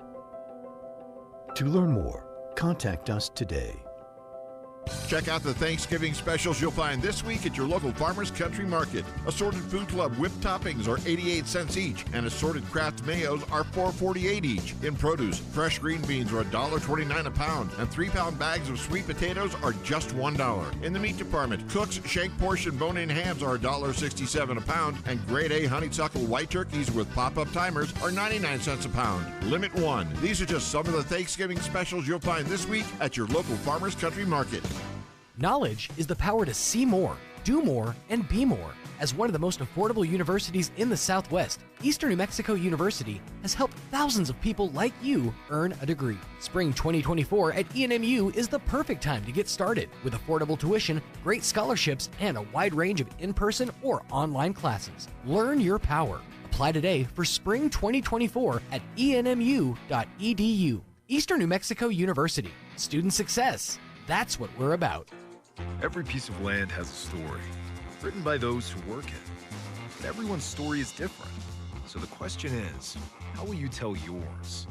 Behind the wheel of a John Deere compact tractor, mower, or Gator utility vehicle. Run with us and start telling your story today. Stop by Pecos Valley Equipment in Artesia and Roswell, or visit us online at pecosvalleyequipment.com.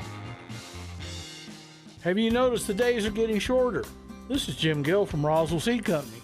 I know it's kind of hard to tell, but we're on the downhill side of the year, so every day is a couple of minutes shorter than the one before, even though your plants need plenty of food and water to keep them healthy. Like those globe willows that are turning yellow. A good dose of the right fertilizer will make them bright green again. No matter what the problems you're having, we probably have a cure at Roswell Seed Company, but come see us soon, because winter's coming, you know.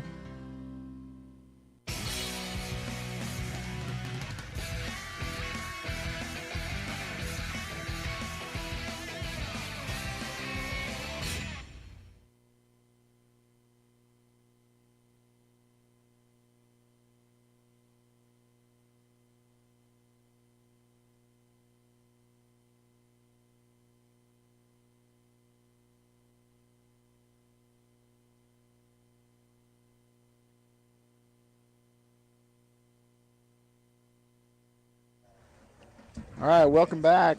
We are at halftime here in Deming, New Mexico. We had a good visit from a good friend, Mr. Fernie Sanchez. Got what's sure to be a delicious burrito from our gracious hosts here in Deming. And a great half of football for the Roswell Coyotes as they lead 28-0. Let's go over some halftime stats.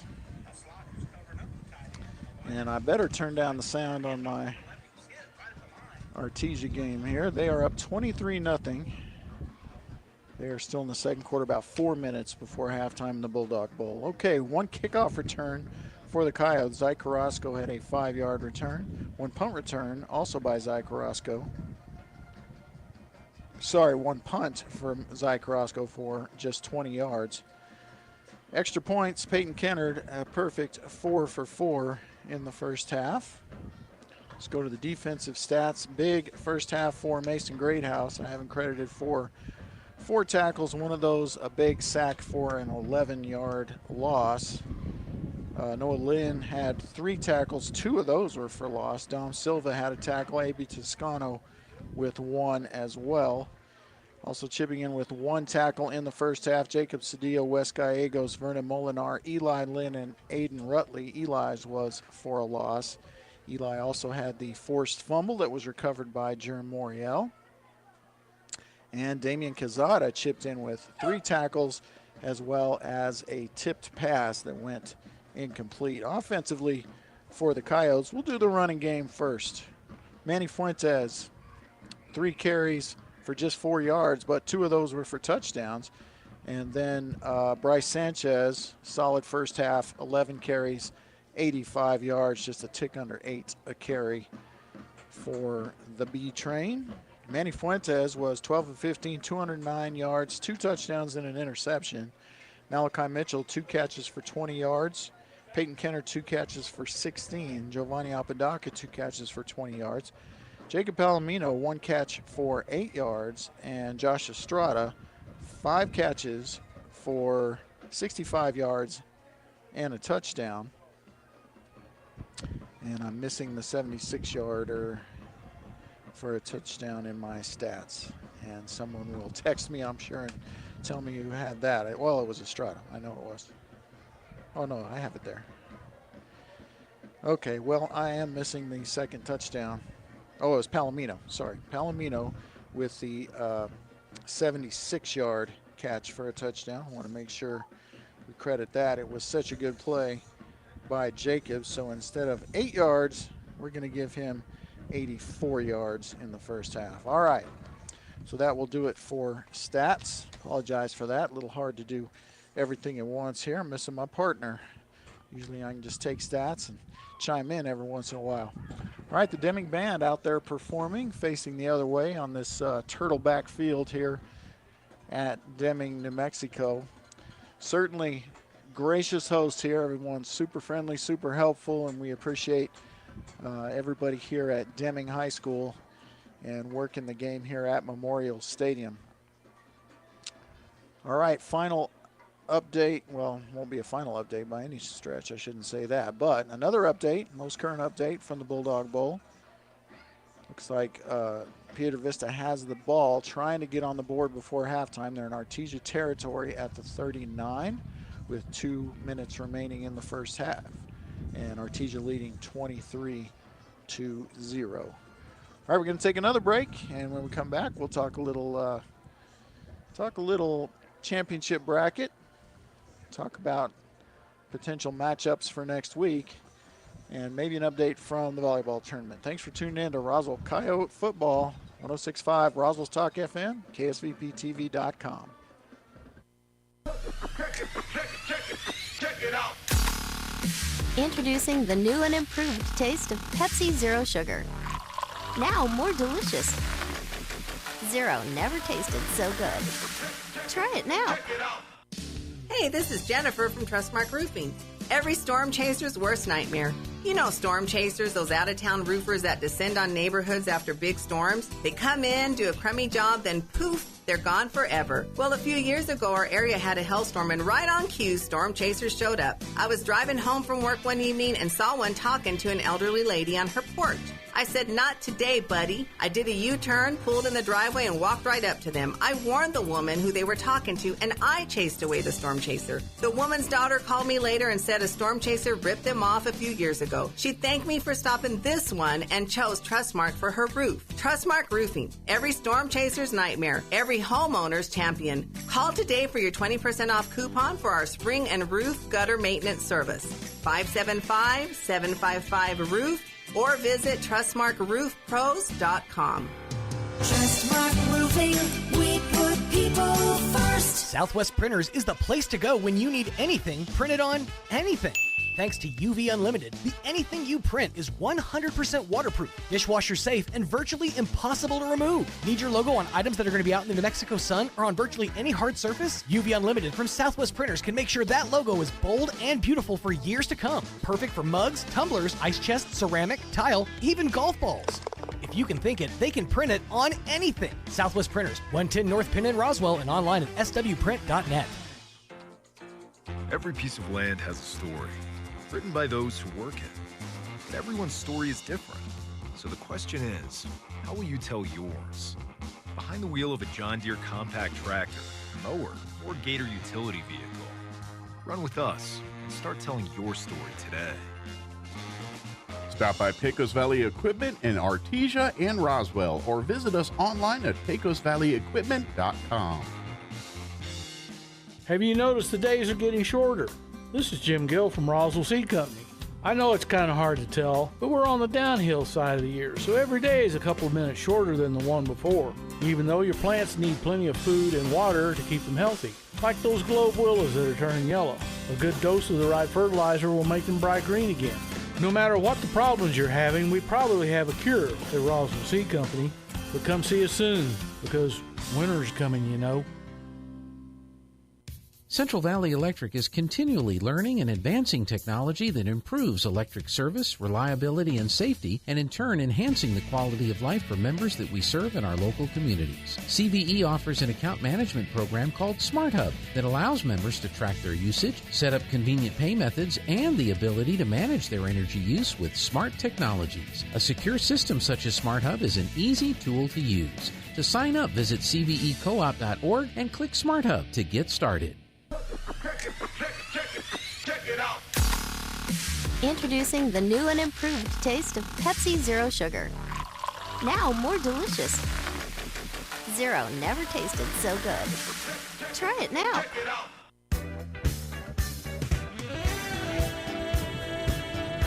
Welcome back to KSVPTV.com, 106.5 Roswell Talk FM and Roswell Coyote Football.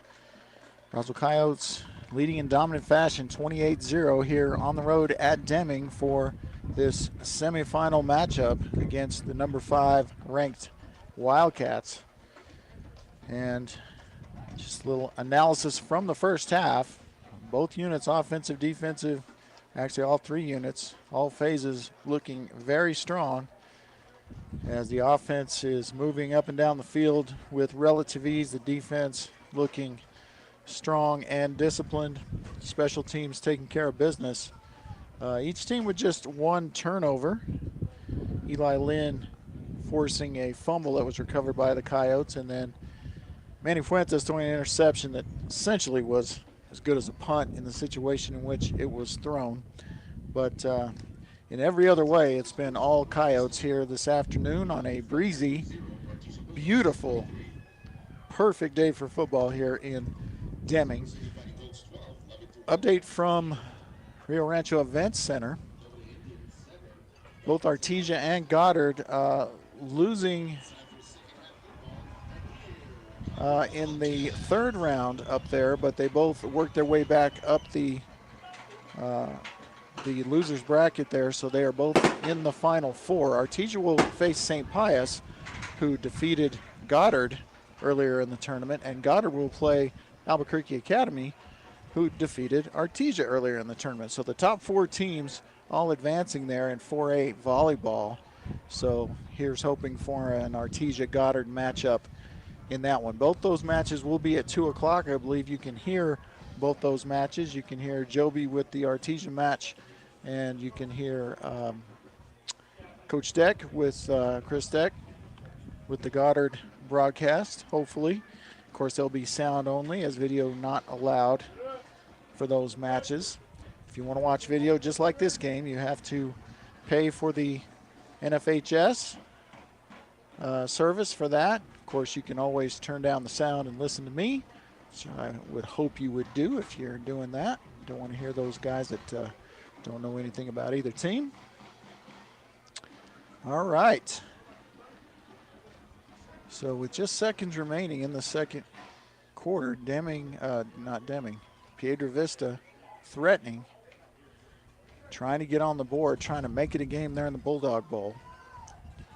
So should the Roswell Coyotes advance here, they would travel to either Piedra Vista or Artesia for the championship game. Of course, with Artesia leading, it's looking like, leaning towards it will be a district matchup in the the Bulldog Bowl, something people have been anticipating since early in the season. Looking way ahead to that for a long time, and here come the Coyotes. We're about to run through our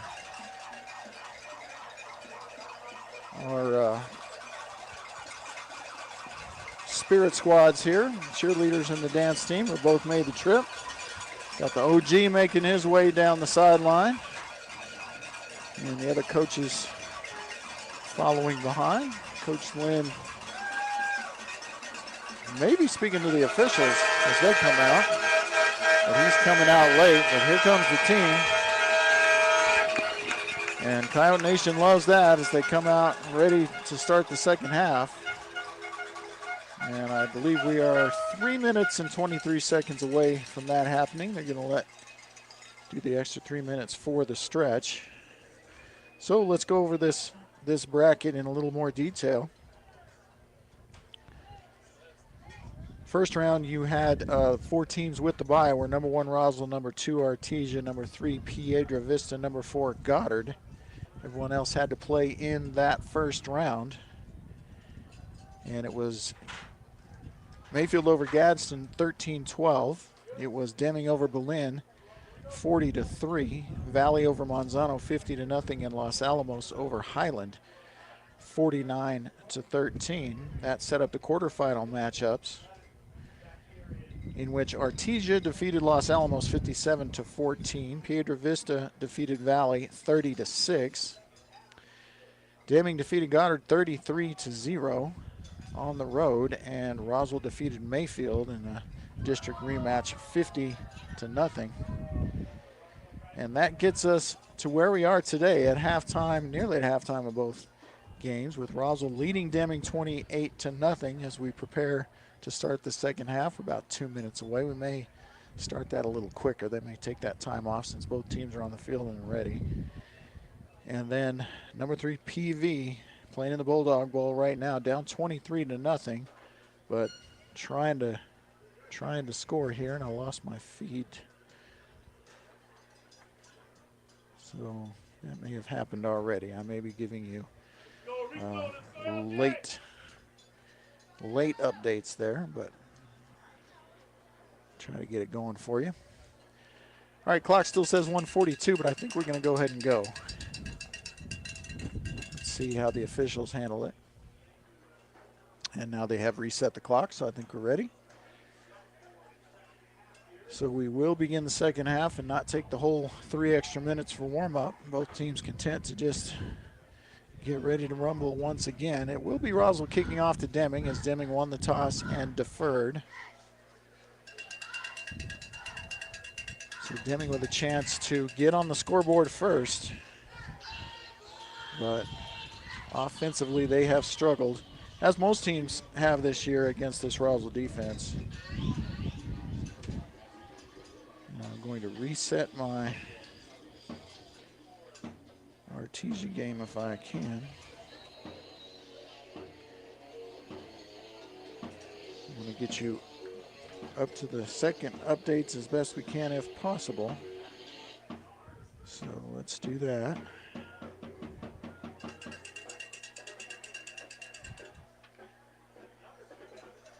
All right.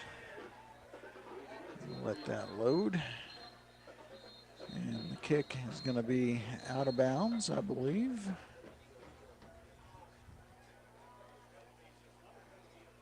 And penalty flags on the field for the kickoff, so we'll see what that's all about.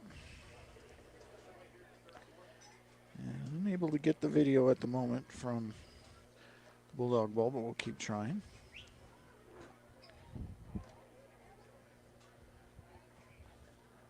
Gene, you can shoot me a text if you get a second there. Looks like the penalty's going to be on Deming. So the kick out of bounds would have given Deming the ball at the 35. Illegal formation on Roswell. Personal foul on Deming. So that is going to enforce the personal foul and move the ball back. Looks like too low on the field. It's going to be the 18-yard line. All right, they're going to say the 17. So 1st and 10 for Deming from their own 17. Man, I can't get over what a nice day it is here. Temperature-wise, it's 74 degrees at kickoff. Nice little breeze, partly cloudy.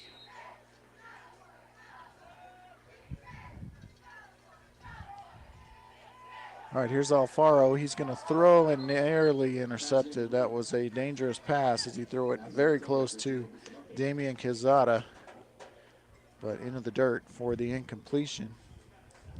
Try the quick hitter there. Their leading receiver, Almanza, is a big kid, good-looking, big target at wide receiver, and they've thrown his way maybe twice, but just not much success in the passing game for Deming. The little success they've had against this Roswell defense has definitely come on the ground. See what they do here. They're going to the spread formation, empty backfield, and a stoppage of play. And we'll see what this is all about. Again, there's not a play clock here at Memorial Stadium, so they have to go by the umpire, who's responsible for that, I believe. Hooter will tell me if I'm wrong on that, but I believe when there's no play clock, it's the umpire who is responsible for indicating that there's 5 seconds left, I think, with the signal. And getting impatient here are the players on the field.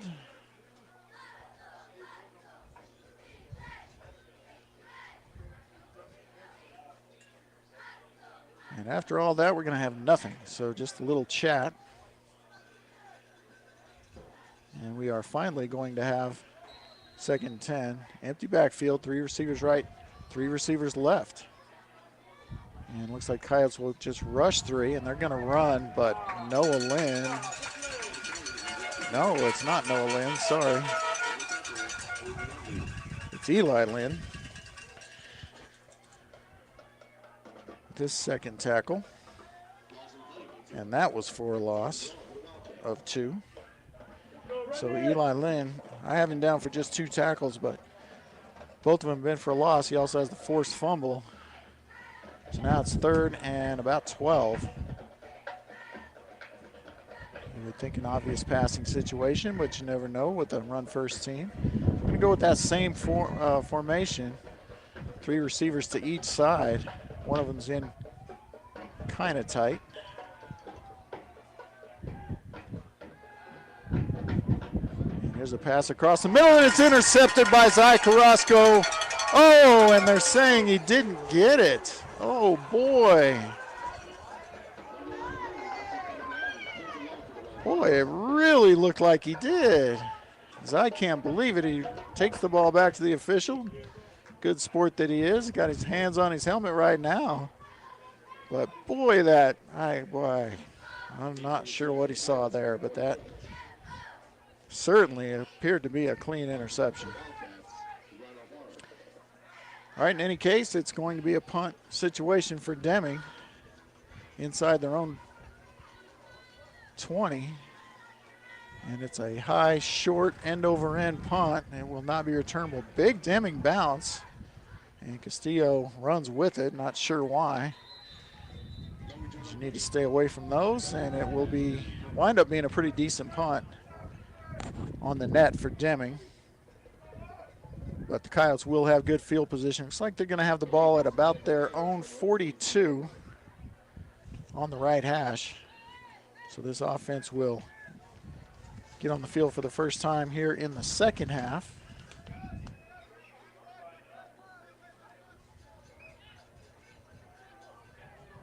You're going to start with 2 receivers to the left, 1 to the right, and Sanchez in the backfield. Fuentes from the pistol.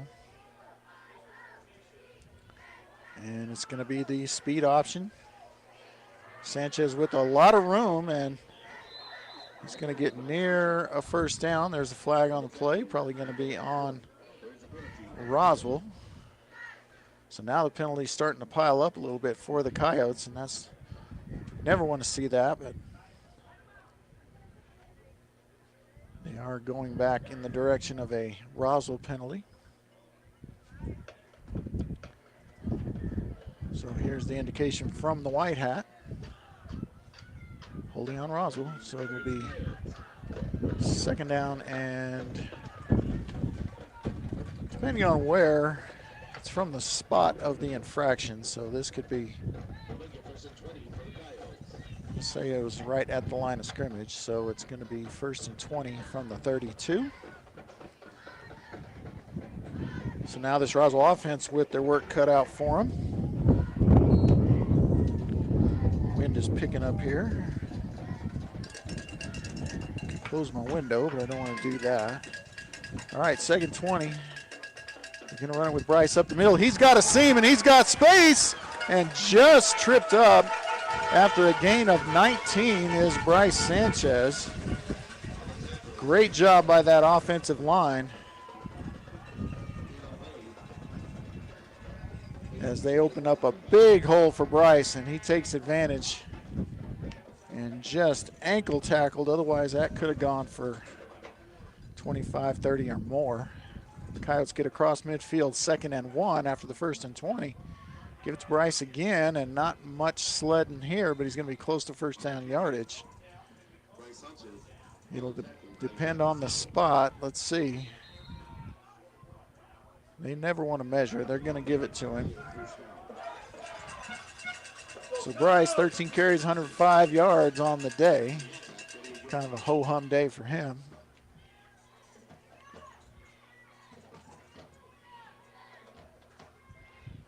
And 1st and 10 for the Coyotes just inside Wildcat territory. They're going to fake the pitch right, roll out left, and look for somebody down the field. He's got a man pretty well covered, double covered once the safety got there. Looking for Mitchell, but it's just going to be incomplete. Dangerous throw, to be honest with you. Mitchell did a good job contesting the catch. Almost became a defender in that situation as he's outnumbered. Going to bring up 2nd and 10, about the 48 of the Wildcats.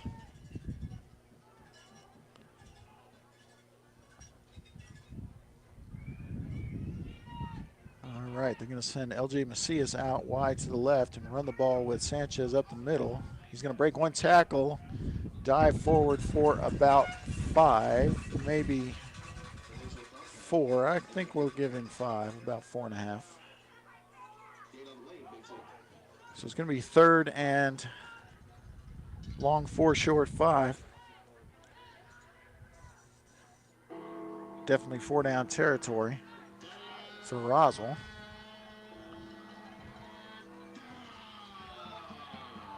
Going to go with the same formation as the last play. Actually, they're not. They're going to go tight. Going to bring Peyton across, and easy money for Bryson. He's loose. He's got one man to beat, but he gets tripped up at about the 17. So he goes from the 43 to the 17.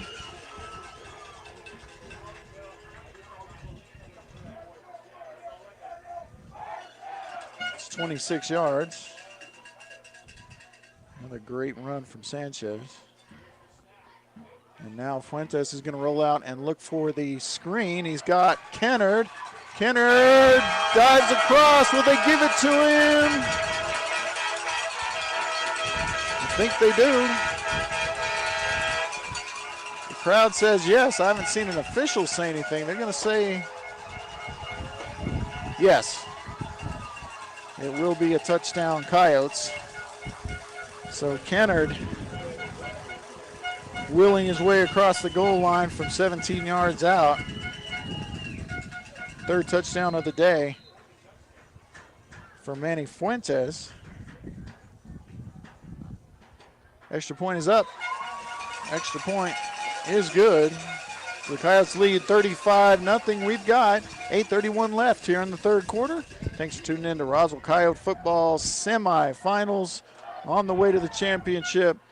Big lead for the Coyotes, KSVPTV.com, 106.5 Roswell's Talk FM, and we'll be right back. Wakefield Oil Company is a name you can rely on with full service at the pump the way it used to be. You can expect service in just 15 seconds. They offer bulk fuel and oil services and even diesel exhaust fluid. Wakefield Oil Company will deliver to farms, ranches, dairies, the oil fields, and more with dependable service you can count on. So the next time you need service or delivery, go with the name that locals have trusted since 1983. Wakefield Oil Company, 311 South Virginia in Roswell. Let them earn your business.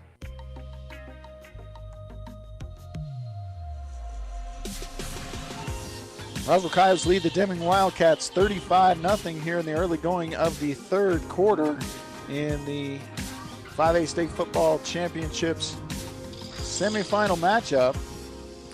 And Roswell just too much for Deming today, offensively and defensively, as the Coyotes now have the Wildcats. And honestly, I can't remember if we have mercy rule in the playoffs. So I'm not going to say anything about a running clock. Ordinarily, we would have it. And there's the pop-up kick, and it is fair caught. It's a good strategy in that situation.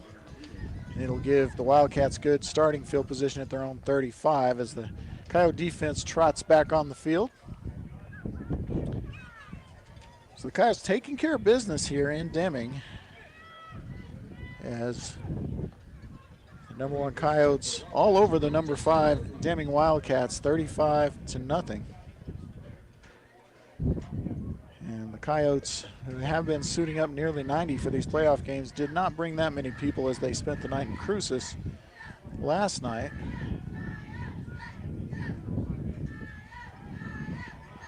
Here's a pitch out, and it's the reverse. Oh, but look out, there's Greathouse, and Greathouse, my goodness, what a play by Mason Greathouse. 5-yard loss as he just jets into the backfield. Wasn't fooled by the reverse. And Mason showing that athleticism. I'll tell you what, these two, if he stays at tackle next year, and he may go back to D-end with Eli Lynn graduating, but those two defensive tackles inside next year for the Coyotes are going to be a force to be reckoned with wherever they play. Noah Lynn and Aiden Rutley will be back as well. I mean, that defensive line everybody but Eli coming back, and that's, while Eli's a big loss, with 3 out of your 4 coming back, that's got to make Coach Bolaños a happy man, and we're going to get a timeout Deming, so we'll take a timeout as well. Thanks for tuning in. Coyote football, KSVPTV.com, 106.5, Roswell's Talk FM. Coyotes lead 35-0. Central Valley Electric is continually learning and advancing technology that improves electric service, reliability, and safety, and in turn enhancing the quality of life for members that we serve in our local communities. CVE offers an account management program called Smart Hub that allows members to track their usage, set up convenient pay methods, and the ability to manage their energy use with smart technologies. A secure system such as Smart Hub is an easy tool to use. To sign up, visit cvecoop.org and click Smart Hub to get started.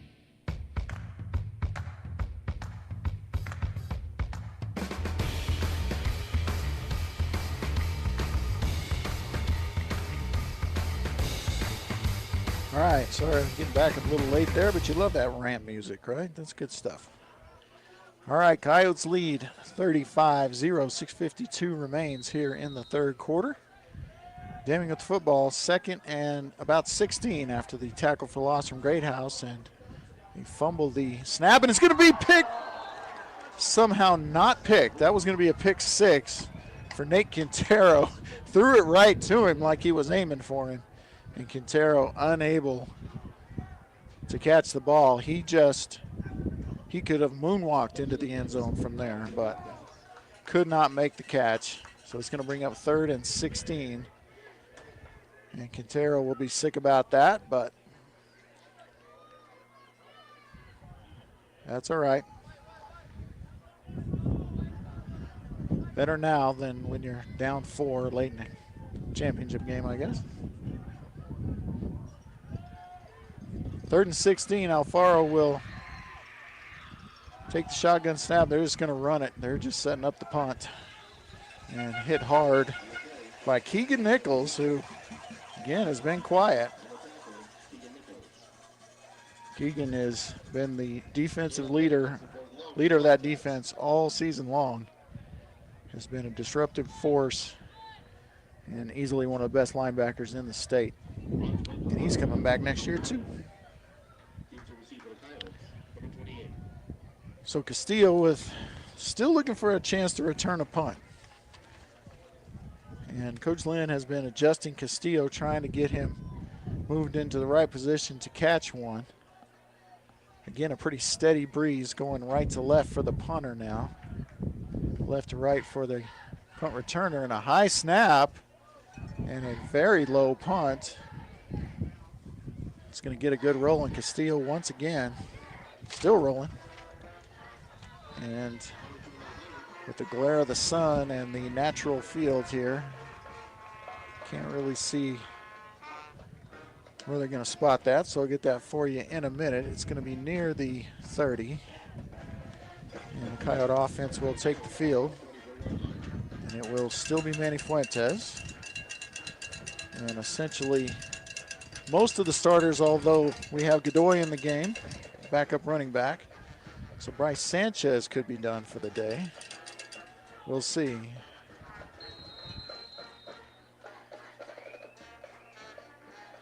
All right, Fuentes looking to pass on first down, and he's going to throw an overthrow and nearly throw an interception. And that was just a miss by Manny. He's missed on his last 2. As the pattern didn't develop the way they wanted it to, and he overthrows Apodaca and nearly into the hands of Vicente Chacon, the middle linebacker for Deming. Going to bring up 2nd and 10, ball at the 24. And they're going to run this time with Godoy. And Godoy's going to pick up decent yards. See what they give him. It's going to bring up 3rd and 5, maybe. 4. We'll say 3rd and 4, so 6 yards for Godoy. His first official carry. He had 1 carry in the first half, but it was called back by penalty. Guy running the clock's giving him 7, but it's 3rd and 4. Going to send Macias out wide to the left, trips to the right, and they're going to toss over to Godoy, try to use his speed. Makes a man miss, and he's down the sideline. Got one man to beat. He makes him miss, but he will be tackled inside the 25-yard line, down to the 24.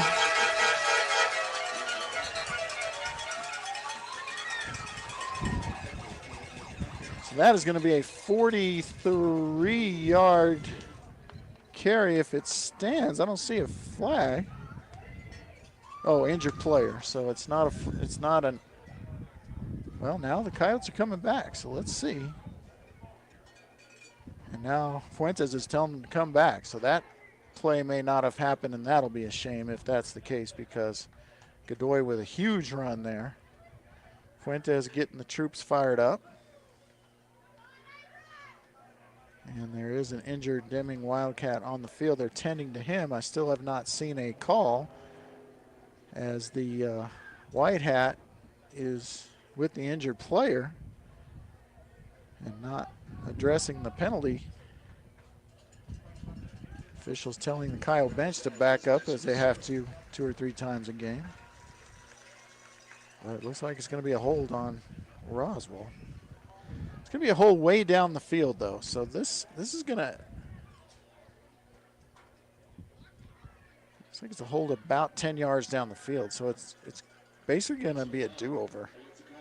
No, a personal foul. So it's going to end up being about a 5-yard penalty. I don't know why they do a personal foul from the spot of the infraction. I don't know who it's on. So it's going to bring up a 3rd and 10, 3rd and about 9. It's not full. It's a 3rd and 9 from the 26, taking away a huge run from Godoy.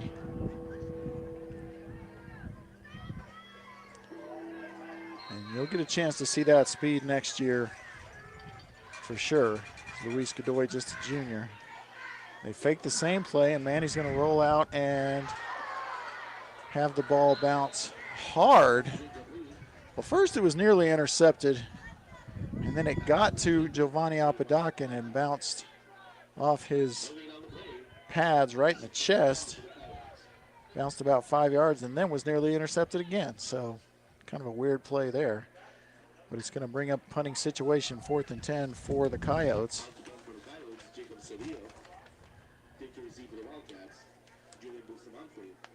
Zai Carrasco back to punt. Chance to show off the leg here, as they need a boomer from Zai. Oh, he gets a good one. And it bounces out of bounds at about the 28-yard line, but tremendous punt from Carrasco. It's going to be about a 47-yard punt, and most of it in the air. So Carrasco showing off his punting skills there is going to flip the field on the Wildcats. And now, update from the Bulldog Bowl, 44-0 in the 4th quarter. And running clock must be a thing in the playoffs, because that half has gone quickly in Artesia. I have to stretch to see the clock here, but it is running, so running clock here as well. So we're looking like that Roswell-Artesia matchup that everyone's been anticipating for months is likely to come to fruition next week in the Bulldog Bowl, as Greathouse is going to get another tackle. And Mason Greathouse has been the player of the game for the Coyotes today. I'll say it right now. The Deming offensive line has had no answer from Mason Greathouse today. And Deming, no sense of urgency whatsoever. I think they're just kind of resigned to their fate at this point. There's a minute and 37 seconds left here in the 3rd quarter, but down 5 scores. I think they're just playing out the string here. 2nd and 10 for the Wildcats. They've got the ball on the 27-yard line. Coyotes jump, and that is Rutley, unless he was drawn off. And umpires, referees will converge and say who went first. And it will be on the offense, so Rutley was drawn off. So that'll bring up a 2nd and 15. And once again, it's not a timeout, so the clock will continue to run here as Deming in no hurry, and we're about to be inside of 1 minute in the third quarter. So this final quarter, barring a score, will go pretty quickly.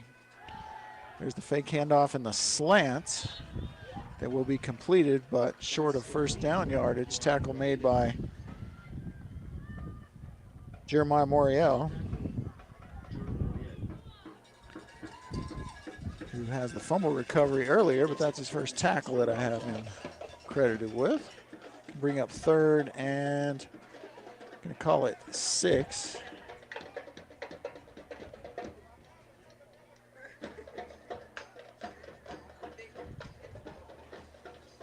All right, 3rd and 6. Running team will really do anything they want in this situation. Do not be surprised if this is a run. But it will be a pass, and overthrown yet again. Trying to connect with Almanza, but too high. Good coverage by Quintero. Going to bring up 4th down and about 6. And that will be the quarter, I believe it will. So we'll take a break. So we head to the fourth quarter. It's Roswell 35 and Deming 0. Thanks for tuning in to Coyote Football. KSVPTV.com, 106.5 Roswell's Talk FM. The Fergalicious boys can keep you hot this winter. Fergalicious. Oh yeah, it's getting cold out there, and Fergie's Plumbing and Heating has what you need to keep things hot in your home. They can come by and winterize your pipes and check your insulation, and you know they'll do it with nothing but love. Oh yeah, baby. Call the Fergalicious boys at Fergie's Plumbing and Heating at 622-2660. When you need it hot, Fergie's is on the job. Fergalicious.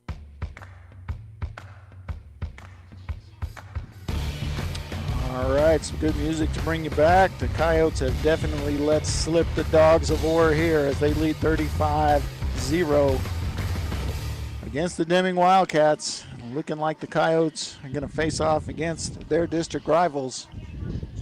Well, for sure now, because my score here on my phone says 50-0 in the fourth.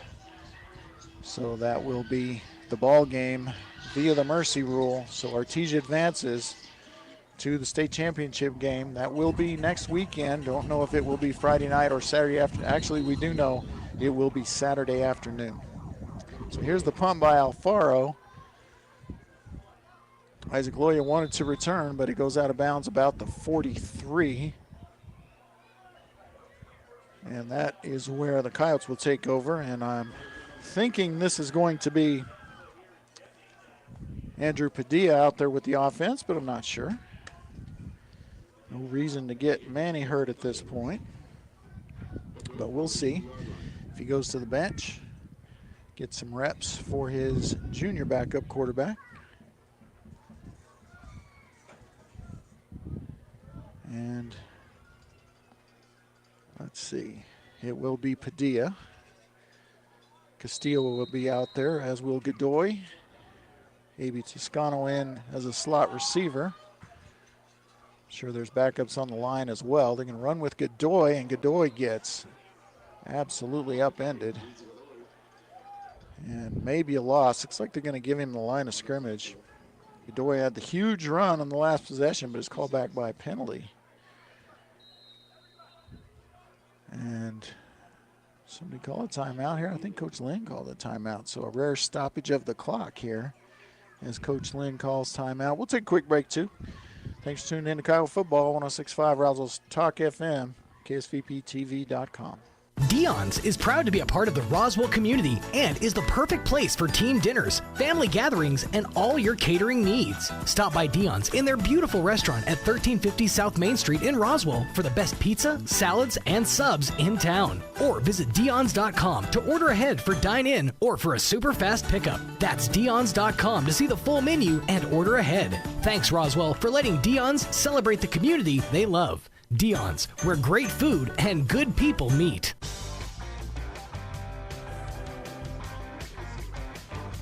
Coyotes lead 35-0. Just barely started the fourth quarter. We do have the mercy rule in effect with the running clock, and backups in for offense for the Coyotes. It's Andrew Padilla, the junior backup quarterback, is going to pitch to Godoy. Godoy makes one-man miss, breaks one tackle, breaks another tackle, and Godoy showing what he's got. See where they spot the ball. But it looks like a gain of 22 for Godoy. So 3 carries, 28 yards for Luis Godoy. And told by Coach Lynn he might be the fastest kid in the program. And kind of showing it there. He certainly showed it on the 50-yard carry that was called back. Coyotes from the pistol, going to fake Godoy this time, and Padilla's going to throw, and it will be Castillo with the catch. He'll get 5-ish yards, maybe 6. So Padilla, 1 for 1 for 6 yards. And Castillo with his first catch. As the Coyotes are going to kind of huddle up here. They get the play called in from Coach Lynn. Nice play there. Good ball from Andrew Padilla. Going to bring up second and... Well, they're going to get a roughing the passer call, so that is going to tack on end of the play here, so that's going to put them in good shape to score. See, it's going to put the ball all the way down to the inside the 20. Ball's on the 19-yard line, so first and 10 from the 19. And they're going to give the ball to A.B. Toscano, and A.B.'s got the corner, but a flag on the play. It's probably coming back. As A.B. makes a nice run on the little pass ahead. And I think it's coming back.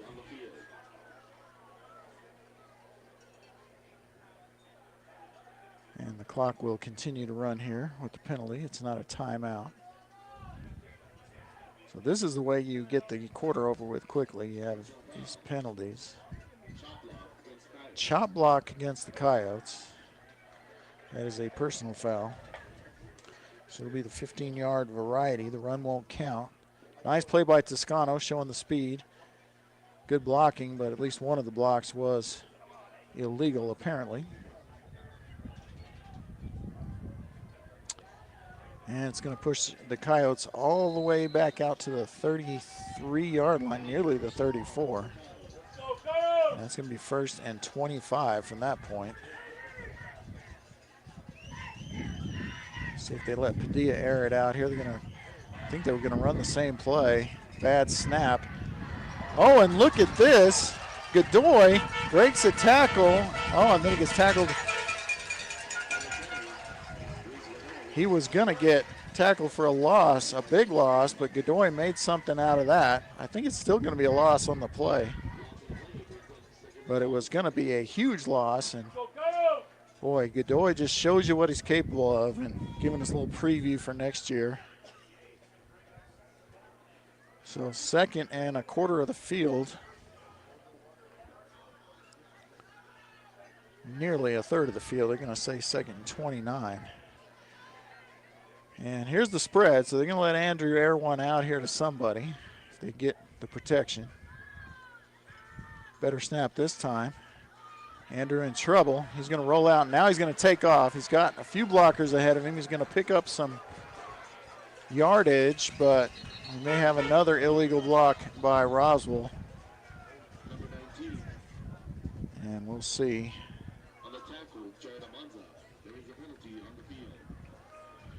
And with all these penalties, it's already 8:40 left.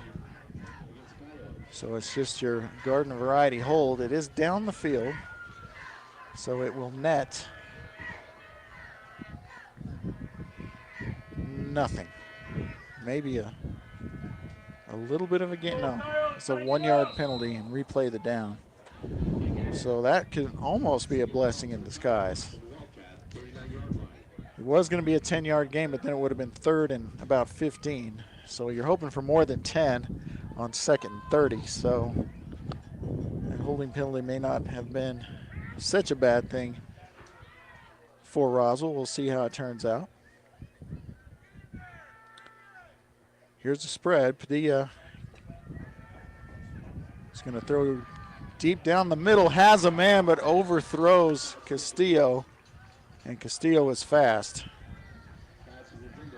He had him, had a step, and that was a well-run play, just missed him on the pass. So that's going to bring up 3rd and a mile. 3rd and 30 from the 39.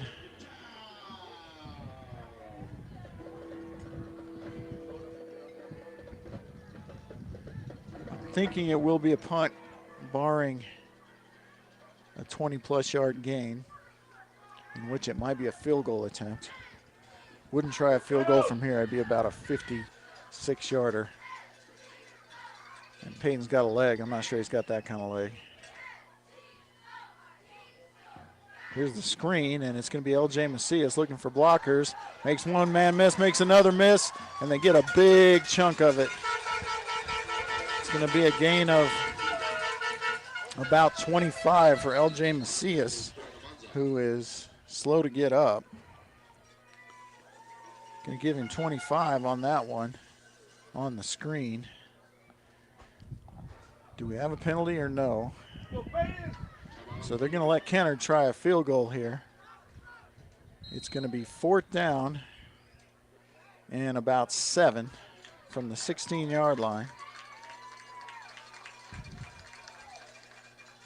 So it's going to be about a 33-yard attempt. That's right in his wheelhouse. He's made several kicks, a couple from farther than that. So the 33-yard attempt. Let's say it's up, plenty of distance. And it's good. 33-yard field goal for Peyton Kennard. Makes it 38-0 Roswell. Let's take a break. Be back for maybe the conclusion of this one with 6.5 minutes left. Coyotes lead 38-0 over Deming in the semifinals of the state championship tournament. KSVPTV.com, 106.5 Roswell's Talk FM. We'll be right back. Wakefield Oil Express has the highest quality service in Roswell with a 17-point full-service oil change that includes a full wash and vacuum at their car wash. You won't find a better deal. They also offer full synthetic oil changes, fuel and cabin filter replacements, and will even check your battery. Their tunnel wash isn't afraid of dirty vehicles. They have the best value wash in town with free vacuums. They even offer wash passes that can be used for multiple vehicles. Next time you need your oil changed, go to the fast and efficient Wakefield Oil Express and let them earn your business. 3204 North Main, Roswell.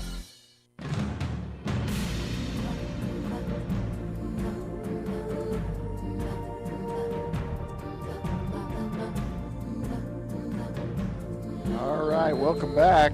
Got some updates for volleyball. Artesia down 2-0 to St. Pius, and Goddard up 2-0 over Albuquerque Academy. So the Rockets maybe with a chance to advance to the finals. Artesia in the hole. Peyton shows off the leg again with the touchback. And we'll get the defense on the field and hopefully a bunch of backups. And I see a bunch of them heading out already. I see only one starter on the field as of right now, and that is Aiden Rutley. And Connor Nichols also on the field. So, and now Zach Carrasco. So just 3 starters on defense out there now. Everybody else is a backup.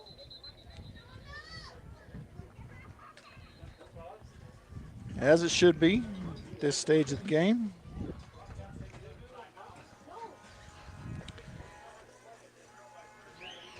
Kevin Molina in the game, and now what are we doing? Coaches are heading down. They've seen enough. 6:25 remains in the game. We have a timeout. I don't know who called it, but we're going to stay here. And the second string Coyote defense out there trying to preserve the shutout. It's 38-0. 6:25 remains in the game. We're in a running clock situation. Deming has the football at their own 20-yard line after the touchback. And Deming, true to their mascot, I think are going to be running the Wildcat here, or else they just have the backup quarterback in. Let's see. Yeah, they got number 34 in the game at quarterback, and I don't have a 34 on the roster. He makes a completion, though, and a tackle made by Connor Nichols after the catch. But the backup quarterback for Deming, they're saying number 34, and I don't have that on Max Prep, so apologies. Threw a pretty nice ball there. Brings up 2nd 2 at the 28. We're inside 6 minutes left.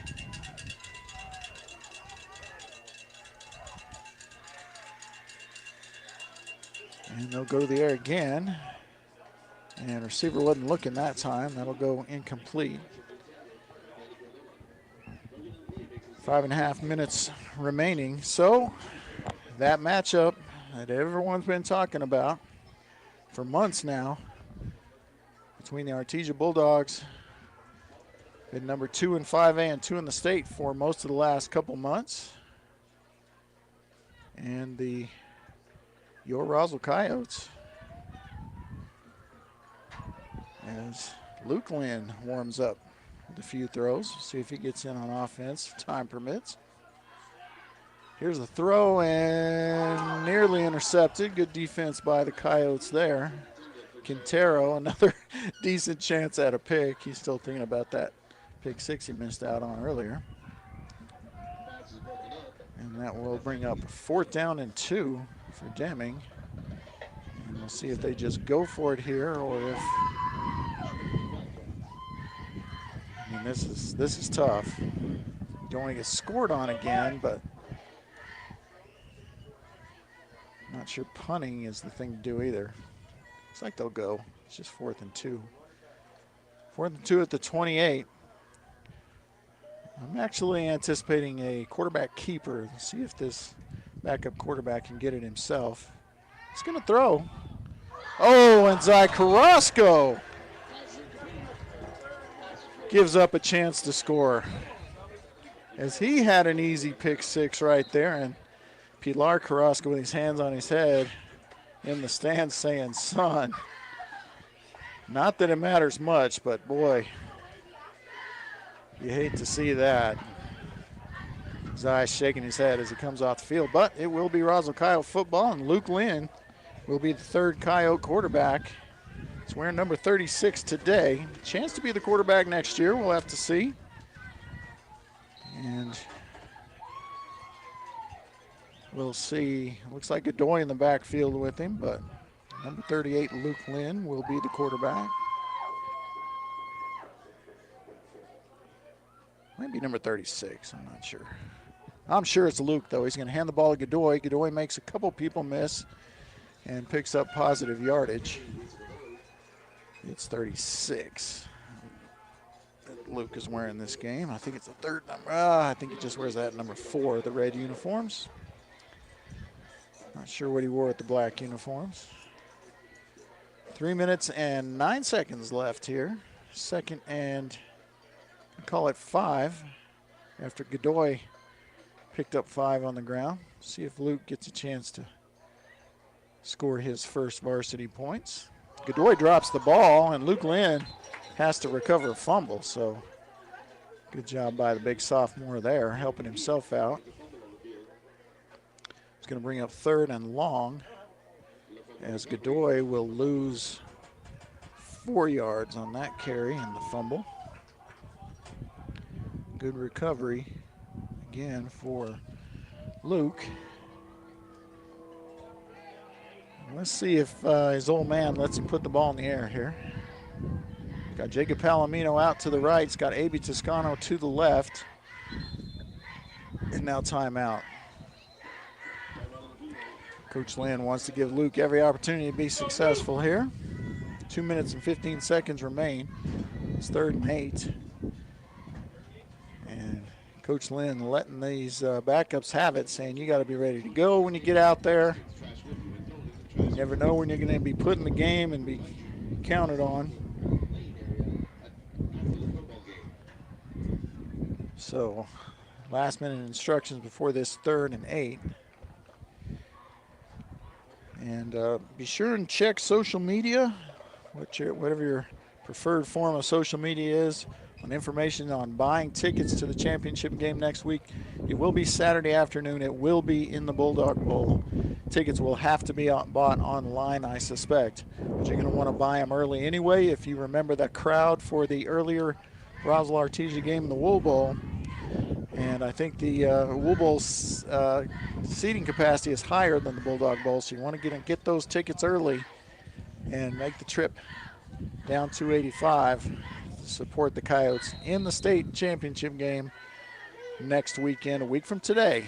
All right, here's Luke Lynn on 3rd and 8. Takes the snap. He's going to throw to his left, makes completion to Palomino. Palomino breaks a tackle, and he's going to be in for his 2nd touchdown of the game. A 26-yard strike from Luke Lynn to Jacob Palomino. And first career touchdown for Luke Lynn. 2nd touchdown of the day for Jacob Palomino. 3 catches, 2 of them for touchdowns. And Kennard now will attempt the point after. Trying to make it 45-0. Just a tick under 2 minutes left to play. Kick is up. Kick is good. So a perfect 6 for 6 on extra points for Peyton Kennard, and 1 for 1 for field goals makes it 45-0 Coyotes. And Luke Lynn with his first career varsity touchdown. He's got a whole bunch at the JV level this year. He was the starting quarterback for the JV, but showing he can do it up here with the big dogs. He's going to finish this game 1 for 1, 26 yards and a touchdown. Padilla is going to finish the game 2 for 3, 31 yards. Fuentes is going to finish the game 12 of 17, 209, 2 touchdowns and an interception. But we'll go over all those stats here once the game is concluded, which will be very soon, just a few plays from now. See if the Coyotes can preserve the shutout. And oh, what a game it's going to be next week, folks. I'm excited about it already. Roswell Coyotes #1 and undefeated going into the Bulldog Bowl to face the Bulldogs, who have only lost to those same Coyotes on the road in the Wool Bowl. And they're going to say that kickoff went out of bounds before it got to the end zone. So it'll be 1st and 10 at the 35 for Deming. But as I said before, they will probably, well, they may let that backup continue to throw the ball. But they won't be in a big hurry. They won't be trying to stop the clock or anything. And change of possession.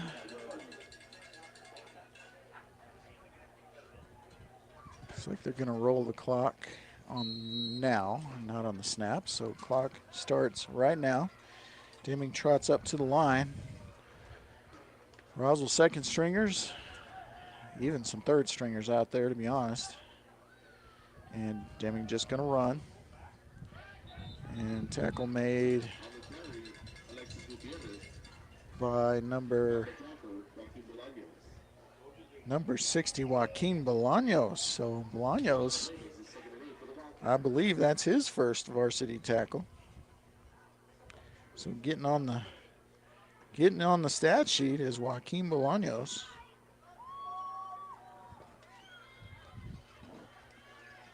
he could be a serious part of this defense next year.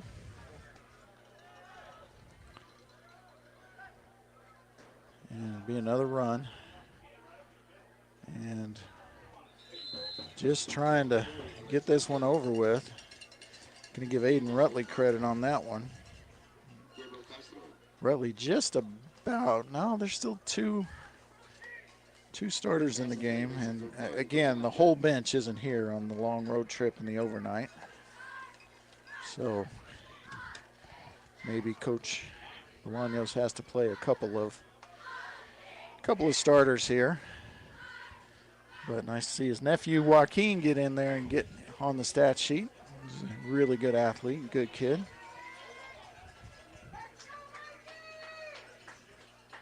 All right, 3rd and 9 for Deming.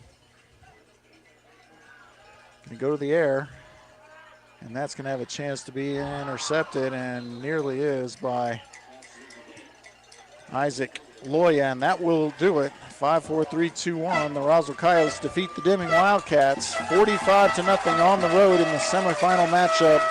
They'll take on Artesia next week.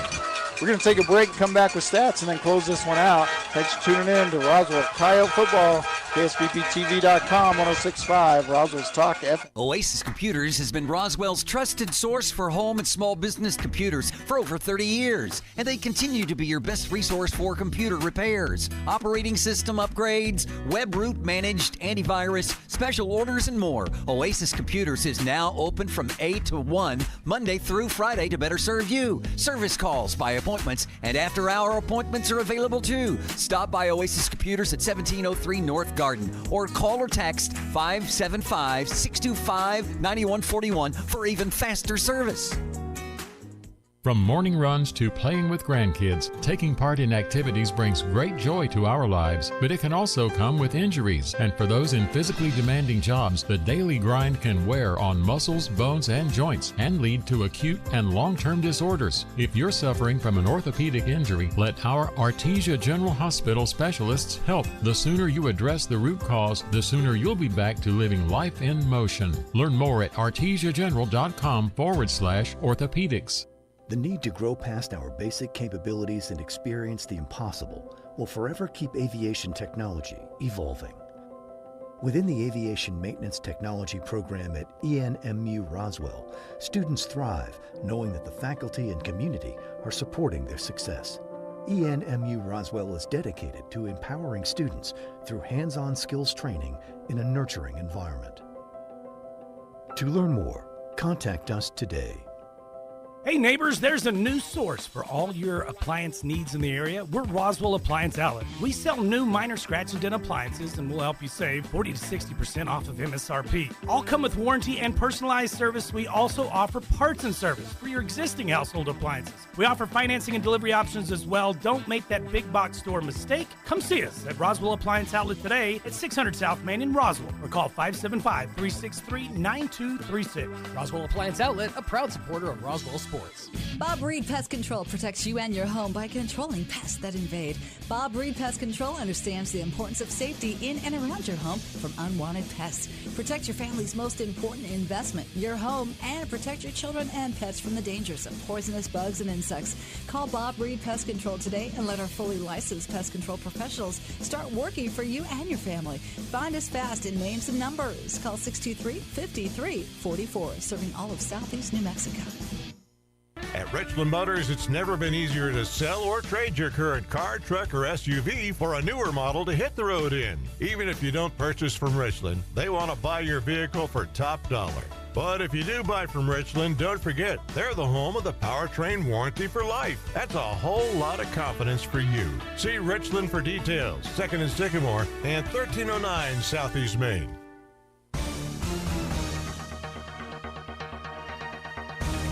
All right, welcome back to Deming, New Mexico, where your Roswell Coyotes have defeated the Deming Wildcats 45-0 here in the semifinals and setting up that big rematch with the Artesia Bulldogs next week for the state championship in the Bulldog Bowl. Let's go to stats right off the bat so we can get closed out and get out on the road. Field goals. Peyton Kennard, one field goal of 33 yards in the game. He was also 6 for 6 for extra points. Cy Carrasco 2 punts for a total of 67 yards. That's about 34-yard average. And Carrasco had the only kick return of any kind in the game, a 5-yard kickoff return. Defensively, it was Mason Greathouse's day. He had 6 tackles, 2 of those for loss, including 1 sack. Very disruptive throughout the afternoon. Damian Quezada chipped in with 3 tackles and a deflected pass. Noah Lynn had 3 tackles. 2 of those were for a loss. Eli Lynn had 2 tackles. Both of those were for a loss, and he also had a forced fumble. Aiden Rutley chipped in with 2 tackles and 1 tackle each from Keegan Nichols, Connor Nichols, Jacob Cedillo, Wes Gallegos, Jerem Morial, Vernon Molinar, Dominic Silva, Avi Toscano, and Joaquin Bolaños. All right, offensively for the Coyotes, 3 passers in the game. Luke Lynn, 1 for 1, 26 yards and a touchdown. Andrew Padilla, 2 for 3, 31 yards. And starter Manny Fuentes, 12 of 17, 209 yards, 2 touchdowns, and an interception. And receiving all those passes were Malachi Mitchell, 2 passes caught for a total of 20 yards. LJ Macias had 1 catch for 25. Josh Estrada, 5 catches for a total of 65 yards and a touchdown. Peyton Kennard, 3 catches for 33 yards and a touchdown. Giovanni Apodaca caught 2 passes for 20 yards. Matt Castillo, 1 catch for 6. And Jacob Palomino, big day, hit the triple digits. 3 catches, 101 yards, and 2 touchdowns on the day. So there you have it, 12-0. The Coyotes go to 12-0, and they'll face off against 11-0 or 11-1 Artesia next week for the state championship again. Get your tickets early. Get your arrangements made to get there with as many people as possible. We need to fill up that east side of the Bulldog Bowl and make some noise for these Coyotes as they attempt to go undefeated and win the state championship. Thanks for tuning in, everybody. KSVPTV.com, 106.5 Roswell's Talk FM. Have a great afternoon and evening, and as always, and today especially, it's great to be a Coyote. That concludes this presentation of Sports on 106.5 Roswell's Talk FM. Sports on 106.5 Roswell's Talk FM is presented by Artesia General Hospital, Bob Reed Pest Control, Business Notions, Calici's Frozen Custard, Central Valley Electric, Dion's Pizzas, ENMU Portales, and ENMU Roswell. Computers, Pecos Valley Equipment, Pepsi, Plateau, Richland Dodge Chrysler Jeep and Ram, and Richland Chevrolet Buick, Roswell Seed Company, Southwest Printers, Trustmark Roofing, the University of New Mexico, Wakefield Oil, and Wakefield Oil Express. Thanks for tuning into this broadcast of Sports on 106.5 Roswell's Talk FM. We now return you to your regular scheduled programming. Had been